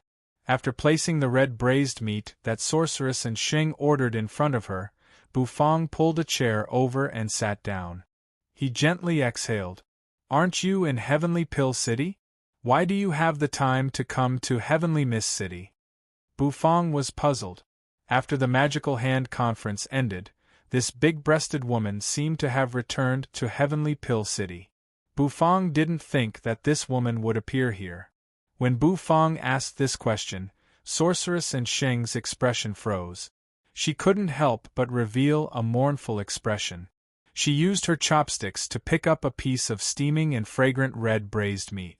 She stuffed it into her mouth and said sadly, "Heavenly Pill City. Heavenly Pill City has fallen." Bufang was slightly taken aback. Heavenly Pill City had fallen? As the biggest city in the Pill Palace, Heavenly Pill City shouldn't be so weak, right? A few days ago, Heavenly Shine City had just been breached. How could the news of Heavenly Pill City's destruction spread so quickly? Could it be that Heavenly Pill City didn't have any experts? The ancient Shura City said that their target was you. However, we don't believe it. This is just an excuse. Without the help of the Hidden Dragon Royal Court, even if the Shura Sovereign had 10 times the guts, he wouldn't dare to attack our Pill Palace. The third elder copied Sheng's actions. He also picked up a piece of red braised meat and stuffed it into his mouth. As soon as the meat entered his mouth, the wrinkles on his face seemed to come alive. They twitched continuously. This meat. It was indeed delicious. Hidden Dragon Royal Court? Bufang was slightly taken aback. The Valley of Gluttony seemed to be a power of the Hidden Dragon Royal Court. Could it be that the Hidden Dragon Royal Court was trying to seek revenge for the Valley of Gluttony? However, after thinking about it, Bufang felt that the possibility of this was very small. The conflict between him and the Valley of Gluttony wasn't that big. It wasn't enough for it to escalate to a battle between two powers. The Hidden Dragon Royal Court must have wanted something from the Pill Palace. He was just an excuse for them to start a war. However, this kind of feeling was very unpleasant. "Little chef, this old man still has to give you a piece of advice. Hurry up and run. Although the strength of your restaurant is very strong, the opponent is still an expert from the Hidden Dragon Royal Court. Even the palace master was seriously injured by the expert from the Hidden Dragon Royal Court. No matter how strong your restaurant is, it might not be able to withstand the attack, the third elder said. Bufang glanced at the third elder and shook his head. Run? That was impossible. When Hades heard the third elder's words, he instantly felt a little unhappy. Little brat, with I here, why would we be afraid of the hidden dragon royal court? I will say that if they come, I will strip them. If they come in a group, I will strip them all. If you strip one less, I will abstain from spicy strips for 3. Oh no, 2 days, Hades said as he rubbed his thick black hair. The third elder was dumbfounded. Strip? Strip what? Was there a generation gap between him and the Lord? Why couldn't he understand the Lord's words? Sigh, you don't need to care. When that group of people dares to come, tell them to come to the restaurant. I will teach them a lesson. Hades said domineeringly. Cough, cough. My lord, I've received news that the Hidden Dragon Royal Court's expert has the Hidden Dragon Royal Court's divine weapon, the God-slaying bow. That expert said that he wanted to use this bow to kill the netherworld creatures. I'm afraid his target is you, my lord. The third elder frowned. When Hades heard this, he was instantly enraged. Kill the netherworld creatures? Where did that stinky thing get his confidence from? He thought that he could use a broken bow to kill them? In this restaurant, the handsome Lord Hades, the beautiful netherworld woman, and the mangy dog were all netherworld creatures. How could that stinky thing be so arrogant? Could it be that the people of the Hidden Dragon Royal Court had eyes on their heads? Did they look down on the netherworld? Did they forget the fear of being controlled by the netherworld creatures? It was also the first time that Bufang heard that someone wanted to kill the netherworld creatures. He glanced at the lazy dog that was lying at the side, snoring loudly. That fat dog was the netherworld creature. Could it be that group of people's target, was it? Courting death. The corners of Bufang's mouth twitched, but he wasn't worried at all. If those people dared to come, they would definitely be smashed to death by the Lord Go's paw. When the third elder saw that Bufang and the others had such a tough attitude, he helplessly sighed. They didn't know how terrifying the God-slaying bow was. Under the God-slaying bow, many divine soul realm experts of the Pill Palace had fallen. Even someone as powerful as the Palace Lord was injured by one arrow. He really wasn't trying to scare them. It was better for this little chef to run away as soon as possible, although the other party only used him as an excuse to start a war. In order to save face, they would definitely attack the little chef. In the end, the third elder's persuasion didn't succeed. After finishing the red braised meat, the third elder took Jiang Ling and Sorceress and Sheng and left. The third elder had also obtained an opportunity that he had always wanted from the Netherworld King. Of course, Bufang couldn't abandon the Cloud Mist restaurant and run away. Moreover, he didn't need to run away. These days, the Heavenly Mist City's dark tide was surging. Because the Shura army had reorganized and started to attack the Heavenly Mist City from the south. They had broken through the Pill Palace's 2 great pill cities and wounded the Pill Palace Lord, Luo Danqing, with 1 arrow. The Shura army's aura had reached an unimaginable level. It was really terrifying. The entire Shura army had become a real army of tigers and wolves. They bared their fangs and brandished their claws as they wanted to crush the last pill city of the Pill Palace. They wanted to conquer the Pill Palace under their feet. And now, they only had one target left. Heavenly Mist City. The Shura sovereign was wearing his armor. Jiaoya was playing with the ancient black god-slaying bow, his eyes calm. Finally, they had reached the Heavenly Mist City. The excitement on Jiaoya's face gradually appeared. Any netherworld creature that appears in the Hidden Dragon continent must be under the control of the Hidden Dragon Royal Court. Heavenly Mist City, Cloud Mist Restaurant. A wave of dense energy floated out. Bufang walked out of the kitchen, wiping the sweat on his forehead. He took out many fragrant dishes. The dishes were overflowing with colorful lights, and there was a brilliance surging on them. He was familiar with those dishes. Spicy strips, vigorous beef meatballs, rampage ramen.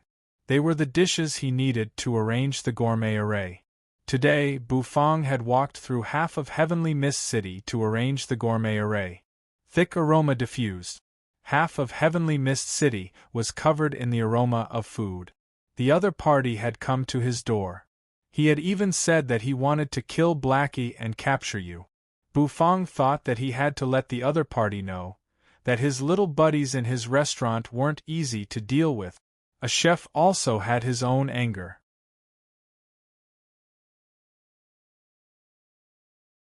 Chapter 6:14. The Shura army had arrived at the city gates once again. This time, they had arrived at the Heavenly Mist City. After a few days of silence, the news finally spread rapidly and completely filled the entire city. The morning sky turned dusky as dark clouds filled the sky. It was as if it was the prelude to the arrival of a storm, causing everyone's body to involuntarily become a little nervous. At this moment, the atmosphere within Heavenly Mist City became solemn and respectful. Determined expressions appeared on everyone's faces. The Shura army had gone too far. They had destroyed the Heavenly Shine City and flattened the Heavenly Pill City. Now, they didn't even want to let the last Pill City of the Pill Palace off. They wanted to flatten the Pill Palace. They wanted to exterminate every last one of them. What kind of enmity did they have? How could the ancient Shura city treat the Pill Palace like this? Some people's faces were filled with killing intent. They were people of the Pill City when they were alive and ghosts of the Pill City when they die. Thus, even if the Shura army attacked, they would not retreat. Some alchemists changed their sloppy appearance when they were concocting pills and wore brand new alchemy robe. They followed the army and stood on the city wall. A terrifying aura spread out and faced the army that was slowly approaching from afar. Their faces carried an indomitable aura. Even alchemists had an indomitable aura when they were protecting their home. Star Tower. The Star Tower that was originally located in the Heavenly Pill City had been reconstructed in the Heavenly Mist City. Starlight revolved on the Star Tower, constantly emitting surging energy. Under the Star Tower, countless higher-ups of the Pill Palace stood. They were silently waiting. Now that the Shura army was attacking the city, they needed a pillar, which was the Palace Master. As long as the Palace Master came out of seclusion, they would still have the strength to fight against the Shura army. After a long time, the ancient gate of the Star Tower slowly opened. A long creaking sound rang out from within. A figure slowly walked out, and a surging aura spread out. Luo Danqing's body was shining with light. His aura was constantly rising. Above his head, the green soul ladder bloomed with an extreme radiance. Luo Danqing's injuries seemed to have completely recovered. Looking at such a powerful palace master, many people's confidence seemed to have increased. They looked at Luo Danqing excitedly, waiting for his orders. Pill Palace cannot be bullied. The Shura sect has destroyed Heavenly Shine City and Heavenly Pill City. They want to destroy our homeland. We can't just sit here and wait for death. We must stand up and fight back. Today, either the Azura bastard dies or we die. But, even if we die, we will bite off a piece of their flesh and let them know that we cannot be humiliated. Luo Danqing roared. His aura was majestic, his eyes sharp as he looked at the sky. The higher-ups of the Pill Palace roared one after another. The experts of the Heavenly Mist City started to move. They all gathered outside the city, and every one of them had a determined look on their faces. This battle was the final battle, a battle to protect their dignity. Cloud Mist Restaurant. The bronze door opened. Bufang stood at the entrance of the restaurant with his hands clasped behind his back. His face gradually turned cold as he looked at the blood-colored clouds gathering in the sky. Hades leaned against the door. The corners of his mouth were slightly raised as he sucked a spicy strip in and out of his mouth. His eyes gazed into the distance, and a cold expression emerged on his face. A bunch of ant-like existences wants to kill the netherworld creatures. I will teach them a good lesson. When Bufang heard this, he turned his head and gave the Nether King a sidelong glance. Then you should go. Why are you staying here and eating spicy strips? I'm trying to build up my emotions. Moreover, the main characters are always the last to appear. If I just go out like this, won't I lose face?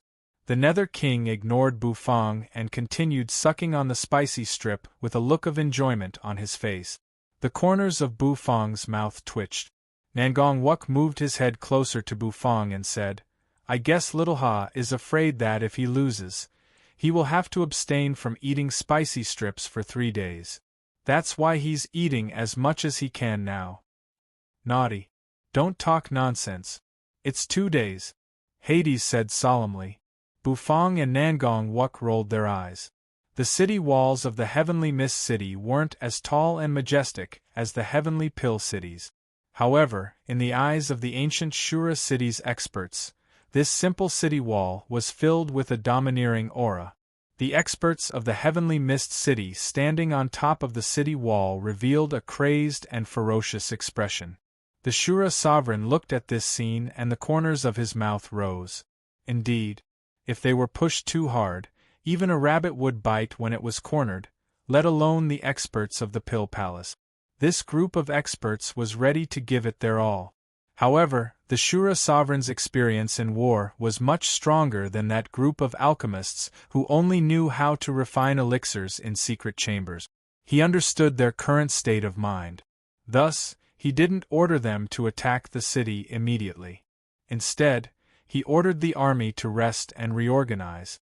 On the city wall, Luo Danqing, who was wearing a green alchemist robe, appeared. His face was cold as he looked at the Shura sovereign below him.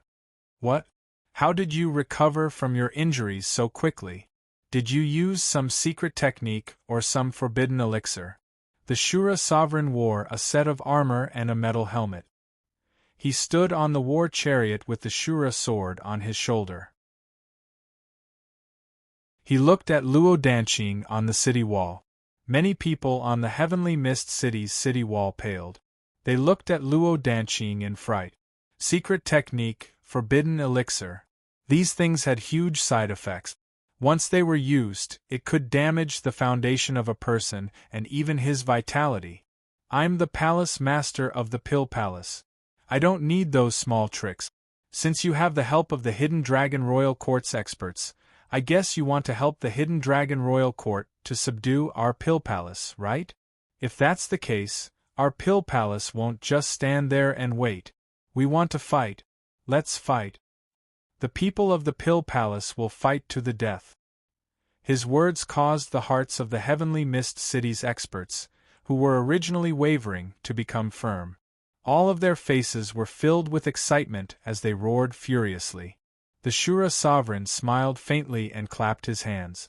Instantly, a prison carriage came slowly. Inside the prison carriage was the Great Elder of the Heavenly Pill City.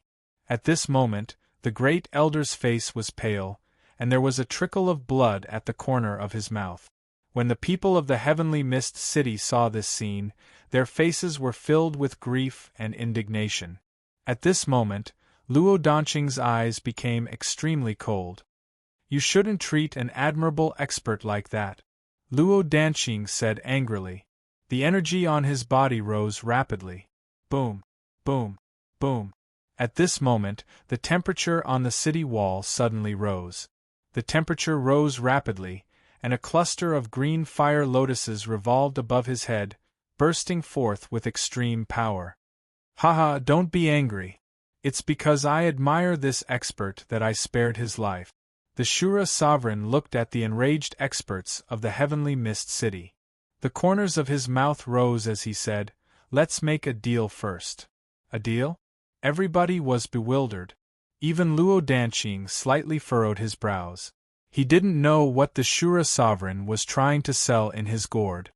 What deal? Luo Danqing asked coldly. The Shura sovereign played with the Shura blood sword in his hand. His palm slowly rubbed the cold edge of the sword. A moment later, he lifted his head, his eyes falling on Luo Danqing. Use the life of one of your people in the heavenly mist city to exchange for the great elder's life. Everybody was in an uproar. Use the life of one of the people in the heavenly mist city to exchange for the great elder's life. What did the Shura sovereign want? Did the Shura sovereign want to use the palace master's life to exchange for the great elder's life? How could he agree to such a condition? You're crazy. Luo Danqing coldly looked at the Shura sovereign. The Shura sovereign didn't mind. He gently exhaled, looking at Luo Danqing. Don't worry. I'm not exchanging for your life. I just want to use your great elder's life to exchange for that little chef's. This is fair, right? Use the dark horse chef's life to exchange for the great elder's life? So, this was the Shura sovereign's plan? As soon as the Shura sovereign's suggestion came out, everybody couldn't help but waver. Even Palace Master Luo Danqing couldn't help but hesitate. It was a really tempting suggestion. The Great Elder was an expert at the Divine Soul Realm. If he could use a little chef he had never met to exchange for his life, it wouldn't be a loss. No. Palace Master Sir. This is the Shura Sovereign's bewitching words. You can't believe them. While Luo Danqing was hesitating, the third elder suddenly shouted, making Luo Danqing jump in fright. Luo Danqing turned his head to look at the group of people behind him. He found that their fighting will had almost disappeared. This Shura sovereign. What a good scheme. Alright. If you can't agree to this request, we will change it. The Shura sovereign continued to look at Luo Danqing. Bring that little chef to the city wall. I want to know what kind of little chef he is. He actually dared to kill my ancient Shura city's experts and steal my ancient Shura city's divine artifact. What do you think? If you don't agree to this condition. The Shura sovereign's voice fell. The Shura sword in his hand swung. Instantly, sword energy surged. It hovered above the great elder's head. Then, kill. Everybody's eyes shivered, and Luo Danqing's breathing stopped. At this moment, the third elder didn't know what to say because he realized that whatever he said was useless. At this moment, on the city wall, everybody's breathing became heavy. Luo Danqing's eyes also turned, falling on him. Third elder, you should go and bring that little chef here. Luo Danqing sighed. The third elder opened his mouth, but he found that he couldn't say anything to refuse. However, in the next moment, an indifferent voice resounded. In the sky, a pitch-black, ice-cold netherworld ship slowly approached. At the front of the netherworld ship stood a slender and thin figure. Bufang's face was emotionless as he looked at the Shura army below. No need. I'm here.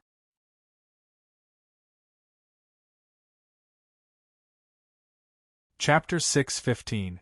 Bufang was deep in thought, wondering when he should properly learn the art of fire control. He blocked the sword intent, because he saw Jiao Ya's wicked smile hanging on the corner of his mouth. He slowly pulled the ancient, pitch-black longbow in his hand to the fullest. Luo Danqing's eyes bloomed with a ruthless light. Shura sovereign, you don't keep your word. The Nether King held a chili strip in his hand and continued to chew on it happily. Many people hadn't come back to their senses. They didn't know who that young man was, but they felt that he looked familiar. Bufang was suddenly interested in Luo Danqing's fire control technique. His control of fire was always weak. If he could control it more carefully, perhaps his cooking skills would improve tremendously. As soon as he finished talking, he roared. The Shura sovereign's aura began to rise unceasingly. Moreover, from the third elder, Bufang knew that this palace master had always supported him. He wasn't bewitched by the Shura sovereign's words. Bufang had some respect for the Pill Palace's master, who hadn't given up until now. Bufang furrowed his brows. He felt that the pitch-black pagoda on his chest seemed to become boiling hot. It slowly floated up. This time, Jiao Yi didn't want to kill him, but the little chef? The netherworld ship descended. You retrieved it, and the group landed on the city wall. A light arrow twinkled as majestic energy gathered. The Shura Saintess wore a full set of armor. Looking at Bufang, her face was a little complicated. This little chef had given her too many surprises. She didn't expect that they would meet in such a way. An arrow pierced the sky. It headed straight for Bufang. There were a few figures standing on the underworld ship. Among them, the most eye-catching one was a skinny figure standing at the forefront of the ship with his head bowed. Luo Danqing's mind was tense. He didn't dare to be careless in this battle, but he had to be vigilant at all times. If he got pierced by Jiao Ya's arrow like the last time, the Dan Palace wouldn't have any chance this time. Take this old man away from me. Shura Sovereign waved his hand and took away the carriage that was holding the Great Elder. The cyan heaven and earth obsidian flame seemed to turn into a giant phantom. It looked like an ancient demonic god. Its body was blurry, but its power was endless. The Shura Sovereign's aura continued to rise. Luo Danqing was anxious, wanting to warn Bufang. The two collided, releasing a terrifying explosion. Explosions rolled and surged violently. His blood-colored cloak fluttered behind him like waves, setting off monstrous waves. The Shura Sovereign's hand shook, dispersing the power of the giant palm. His sword shook, shattering the cyan flame that was like maggots in a bone.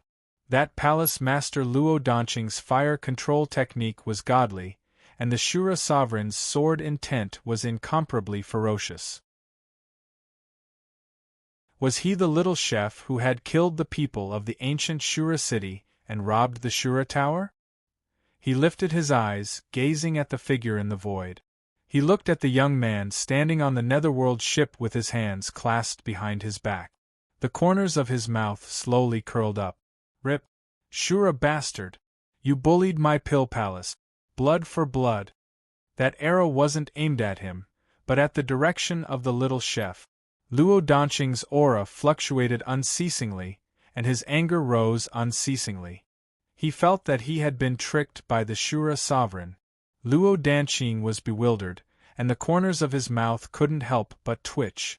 He was really shameless. Before he could say anything, Jiao Ya loosened his hand. In Heavenly Mist City, everybody held their breath. This battle was related to the Pill Palace's survival. Everybody was so nervous. Jiao Ya, an expert of the Hidden Dragon Royal Court, played with the ancient, pitch-black bow in his hand. His eyes gazed at the netherworld ship, which was covered in black smoke. He couldn't help but take a deep breath. Everybody lifted their heads, watching the pitch-black netherworld ship slowly approaching. The oppressive and terrifying aura filled the air on the netherworld ship. This was a battle between divine soul realm experts. Luo Danqing lifted his head, looking at Bufang. Looking at that calm and peaceful figure, his heart couldn't help but ripple. This was a really interesting young man. He was just being polite, but this kid actually took it seriously. The phantom controlled by Luo Danqing retreated unceasingly in the void, causing the void to tremble. Bufang extended his hand, his face emotionless as he grabbed the Shura Tower, pressing it back to his chest. His eyes indifferently glanced at the Shura Sovereign. "Hello, Palace Master." Bufang looked at Luo Danqing, nodding his head. "Netherworld creature. Netherworld ship?" "The Netherworld woman on the Netherworld ship. Seems like the target has appeared." A ball of flame rolled up. "You stinky chef. You actually dared to occupy I's Shura Tower. Damn it." "Shura Sovereign. The little chef has arrived. Are you going to fulfill your promise and release the Great Elder?" The Heavenly Mist City's great protective array instantly activated. Rumbling sounds resounded unceasingly, and streams of light brushed past the great array. "No need. I'm coming." His voice was full of energy, resounding in the sky. Everybody's breath involuntarily froze. They all looked in the direction of the Shura Sovereign. The Shura Sovereign held the Shura sword, and the sword intent swept out, as though it wanted to cut the air into pieces. The Shura Sovereign coldly said. He swung the Shura sword, and the sword energy crisscrossed, turning into a blood-red sword light, smashing down on the city wall. Nangong Wuk's legs were a little weak. Lying on the netherworld ship, he sneakily stuck his head out to see the terrifying scene below. Then, he let out an ouch and retracted his head. It's that dark horse chef. He actually ran over here by himself. You really think that I can't defeat you? Today, my Shura sword will drink the blood of a divine soul expert. Smiling at Bufang, Luo Danqing turned around to look at the Shura sovereign below, his eyes sharp. His figure left the war chariot, and with each step he took, he seemed to be stepping on an invisible flight of stairs. Slowly, he soared into the sky, standing proudly above the vault of heaven. Owner Bu, right? You're really different from the rumors, Luo Danqing said, looking at Bufang. The flame god of the Pill Palace's fire-controlling technique is really extraordinary. It's a pity. If you only have this skill, you will die today. My Shura sword will definitely kill you. Isn't he afraid of death? The Shura sovereign is looking for him, and he actually came here to die. The smile on the Shura sovereign's face disappeared. It was the same as when he met the Shura sovereign's clone. Owner Bu, why did he come out? A faint voice lingered around the area, like a morning bell, ringing in everybody's heart. However, a moment later, everybody was scared out of their wits. In the next moment, the Azura sect sword in his hand soared into the sky, transforming into 2, 2 into 10, 10 into 1,000 while Luo Danqing was resisting the Shura sword. His eyes shifted, looking at Jiaoya in the middle of the Shura army. Holding the Shura sword, the Shura sovereign stepped out, thrusting his sword. Instantly, the phantom of a giant sword emerged behind him, pounding on the giant flaming palm. So scary. Why are there so many people? Was he the dark horse chef? Luo Danqing's body was embedded in the palm, urging the demon god to strike a palm, aiming at the Shura sovereign. The control of the flames was closely related to the taste of the dish. The Shura sovereign's body rose continuously, hovering high in the sky, overlooking the crowd below. His eyes were like lightning, gazing at Bufang. At this moment, Bufang was lifting his head to watch the battle between Luo Danqing and the Shura sovereign. He didn't feel the approaching danger. As the connection with the Shura tower was cut off, the Shura sovereign's strange face changed. His eyes were like a wild beast, gazing at Bufang. The Shura sovereign's strange face revealed a disdainful sneer. Boom! At this moment, the entire world seemed to become boiling hot, and the air seemed to boil. However, this chef was really a miraculous one. On the netherworld ship, you stood with a cold face. Her long black dress fluttered in the wind, and her long black hair swayed slightly. Everybody was so frightened that they started to talk to each other. They looked at Bufang as if they were looking at a retard. The densely packed Azura sect swords blotted out the sky, like dark clouds pressing down on a city, giving off a tremendous pressure. Bufang clasped his hands, standing in front of the city. Watching the battle between the two, he was a little shaken. You're overpraising me. I've always been extraordinary, Bufang nodded, speaking seriously. The entire heavenly mist city seemed to shake at this moment. Above his head, the blood-red soul ladder emerged. Light moved on the soul ladder, bringing with it an aura that could shake people's hearts. A long and deafening roar resounded, causing everyone to cover their ears involuntarily. It would have been better if he hadn't seen it, but now the hair on his body stood on end. His eyes gazed at Bufang, ignoring Luo Danqing. It was as if in the entire heavenly mist city, only Bufang was his target. That figure was expressionless, his calm eyes looking at the Shura army below. You mean it? Sure.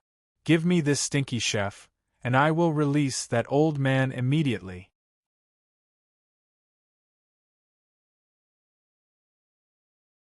Chapter 6:16.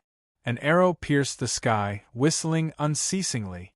The illusionary void shook, and a terrifying aura diffused, as if it wanted to tear the sky apart. It was really terrifying. Luo Danqing's eyes shrank, glaring at Bufang's position. The flame in his hand surged, trying to force the Shura sovereign back.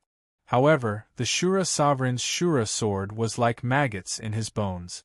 He couldn't get rid of it, forcing the Shura sovereign to back off. That arrow seemed to pierce through the illusionary void, approaching Bufang. Luo Danqing couldn't stop it in time. Rumble! As the arrow came closer, its terrifying aura became stronger and more intimidating. Finally, someone reacted. He turned his head with a frightened face, looking at the direction where the arrow came from. His mind felt like it was being squeezed by a big hand, making it hard for him to breathe. Some people were so suppressed by the pressure of the arrow that they almost fell to the ground. Bufang seemed to have also felt the whistling of the wind. The might of the wind made him slightly startled. Turning his head to look, he saw a light arrow heading straight for his body. What? Bufang was bewildered. A moment later, the light arrow was right in front of him. In his eyes, it enlarged and enlarged. Everybody thought that Bufang would die. He couldn't resist that arrow. After all, many of the people present had been transferred from Heavenly Pill City. They knew very well what this arrow meant. One had to know that the fourth elder had been killed while defending against this arrow, and the prefecture lord had also been seriously injured by it. This arrow was not something that a chef with a weak cultivation level could defend against. This dark horse chef must die. But would he really die? Yu's cold face scanned the light arrow. Then, she casually pushed Bufang's body, making Bufang take a step back. Yu's white, jade-like palm rose, slowly grabbing the light arrow. Boom! A rumbling sound reverberated, and a terrifying wave of air rolled. Yu caught the arrow. However, the energy fluctuations were so great that even the air seemed to distort and shatter. Nethery furrowed her brows and took a small step back. Her sparkling feet stomped on the ground, causing the bricks on the city wall to collapse at this moment. The fair skin on Yu's hand had also turned red at this moment. Dark black energy was flowing and lingering on it. Nethery let out a muffled groan as she crushed the light arrow in her hand. However, her arm was also trembling. Dark black energy continuously lingered on it, appearing and disappearing for a long time before it slowly disappeared. It really is the Netherworld woman. Ah!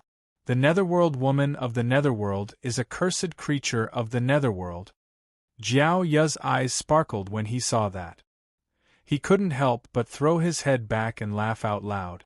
Nethery swung her arms, her beautiful brows furrowing. "It hurts a little bit," said Yu. Bufang furrowed his brows. His cold eyes looked at Jiaoya, who was throwing his head back and laughing. He swung his hand and a black crystal jar emerged. A drop of purple crystal essence floated out of it. Bufang held the drop of crystal essence in his hand and handed it to Yu. Yu's eyes brightened. She pouted and sucked the drop of crystal essence into her mouth. Her eyes slightly narrowed as she looked delighted. "Damn! You young man, you still have a good item like the crystal essence? Why didn't you take it out earlier? If you eat the spicy strip with this crystal essence, it will be really delicious." Hades held a spicy strip in his mouth. His eyes also brightened as he gazed at the black crystal jar in Bufang's hand.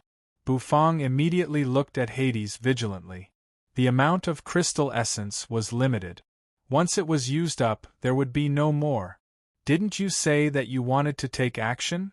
Bufang looked at Hades. Hades was a little embarrassed. "I haven't finished my spicy strip yet. After I finish, I will take action. I will take action. I will strip that guy naked. I will make him run back naked." Hades sucked the remaining half of the spicy strip into his mouth. He chewed and said seriously. In the sky, Luo Danqing's mind relaxed. He thought that the little chef was dead. He didn't expect that the beautiful woman next to him was so strong. She had blocked the light arrow with just one hand. The Netherworld woman? But in the outside world, wouldn't the Netherworld woman's fighting prowess be weakened? Not bad, not bad. I thought that this arrow could kill you, little chef. I didn't expect that the Netherworld woman would show up. Although she doesn't have 1/10 of her power, she's still the Netherworld woman. She still has some tricks up her sleeve. Jiaoya chuckled. That's right. He didn't use his full power in the previous arrow. It was just a casual shot. No matter what, Bufang was just a divine physique echelon expert who had broken one shackle. The god-slaying Bao's random arrow was enough to blast him into pieces. Jiaoya stuck out his tongue and licked his lips. A meaningful smile appeared on his face. He picked up the god-slaying Bao, sending his true energy into it. Instantly the energy surged. The ancient, pitch-black god-slaying Bao slowly changed at this moment. Starlight expanded from it. Bufang was a little surprised. He found that the god-slaying Bao was similar to his dragon bone kitchen knife. Once he sent his true energy into it, it would change. However, the god-slaying Bao was much weaker than the dragon bone kitchen knife. Light surged on the god-slaying Bao, and an arrow slowly condensed. It was a light arrow, which was more intense than the previous one. Light moved on the arrow, and energy surged unceasingly. It seemed like there was an explosion when Jiaoya pulled the Bao. Die. The Netherworld woman. His eyes focused. A moment later, Jiaoya's fingers loosened. Instantly, a tearing sound echoed, as if there was a thunderclap. With the sound of thunder, the light arrow shot toward you. That speed was so fast that it caused everyone's hearts to clench. The power of this arrow wasn't weaker than the one that had killed the fourth elder and wounded the palace master yesterday. Everyone looked in Bufang's direction. That little chef? Was he going to die? This arrow was truly unstoppable. That outrageously beautiful woman was already having such a hard time blocking the weak arrow from before. This arrow was definitely not something she could block. Everybody held their breath. The third elder and the others, who were the closest to Bufang, paled. That was because they felt as if the arrow had enveloped them within it. Rumble! The light arrow arrived before the sound had even reached them. Ripples expanded, shivering people's hearts. Yu's face was solemn. This arrow. She couldn't resist it. If they were in the secret realm or the netherworld, she could resist it. However, in the outside world, she didn't even have 1/10 of her power. She couldn't resist it and she would be killed. However, at this moment, Hades stood in front of them with half a spicy strip in his mouth, facing the light arrow. Everybody was bewildered. How could there be someone else? Where did this fellow come from? Could he resist the light arrow? Didn't he come to die? Some people didn't know Hades. However, when some of them saw the Nether King step forward, they couldn't help but show fear in their eyes. It's him. It's him. It's him. That young man who loved to strip people's clothes. Many people remembered the fear they had when they were controlled by him. That clothes-stripping finger had touched the glabella, and the clothes had exploded. That fellow had appeared. Everyone's faces were filled with fear when they recalled the scene of them running around naked. Damn it! Shoot that clothes-stripping demon! Someone couldn't help but scream inwardly. That handsome face was like a nightmare in their hearts. Every time they thought about it, they were scared. The nightmare of stripping people's clothes was so terrifying. Block it? How could the god-slaying Bao's arrow be blocked that easily? Jiaoya looked at Hades, who was about to stop the god-slaying Bao with a spicy strip in his mouth. The corners of his mouth curved into a cold smile. However, a moment later, everybody's eyes froze. In their eyes, that clown with a spicy strip in his mouth had casually raised his hand. Then, the light arrow whistled and appeared in front of that man. The Nether King casually patted it, and like a fart, it shattered with a puff. Just like a fart. Shattered? What the heck? What happened after all? The group of people were dumbfounded. Was that arrow a joke? It was so powerful, and they were prepared to be shocked, but it turned out to be this? Jiaoya was also bewildered. He rolled his eyes, his face skeptical. It couldn't be. The arrow he had just shot was really powerful. How could it be smashed like a fart? Impossible. Jiaoya frowned. He pulled the bowstring one more time. Light condensed. A moment later, the sound of thunder reverberated. An arrow shot fast toward Hades. Hades held the spicy strip in his mouth. He rubbed his black hair and snorted. Then, he raised his hand and patted. Puff! Just like a fart, the light arrow shattered again. The corners of Hades's mouth curled up. His eyes looked at Jiao Ya's direction. He raised one finger, wiggling it left and right. Since he had a spicy strip in his mouth, his words were a little unclear. Young men these days can't do it. Can't do it? King can't do it. My arrow is absolutely firm. Jiao Ya was enraged when he heard him. Was that man mocking him? How dare he mock him? He was the expert of the heavenly spring holy land of the hidden dragon royal court. How could this Xiao Bai's face understand his firmness? Snorting angrily, Jiao Ya glared at the Nether King. A moment later, his aura skyrocketed. A two-step soul ladder emerged above his head. Light moved on the soul ladder, and mysterious symbols sparkled on it. This man was also an expert at the divine soul realm. Everybody was frightened. A moment later, they looked at the longbow in Jiao Ya's hand in fright. The light arrow congregated on the god-slaying bow one more time. However, this time, the light arrow was much bigger. The furious energy on it made people shiver in fear. Luo Danqing and the Shura sovereign hovered in the sky, looking at the arrow in fright. This arrow gave them a sense of danger. If it hit them, even if they were strong, they would die. This arrow was really terrifying. However, Hades was still holding the spicy strip in his mouth, waving his hand at the thick arrow. Young men these days can't do it. You're tuning in to the Phoenix Knights YouTube channel. Don't forget to subscribe and join us on this journey to catch the most captivating stories.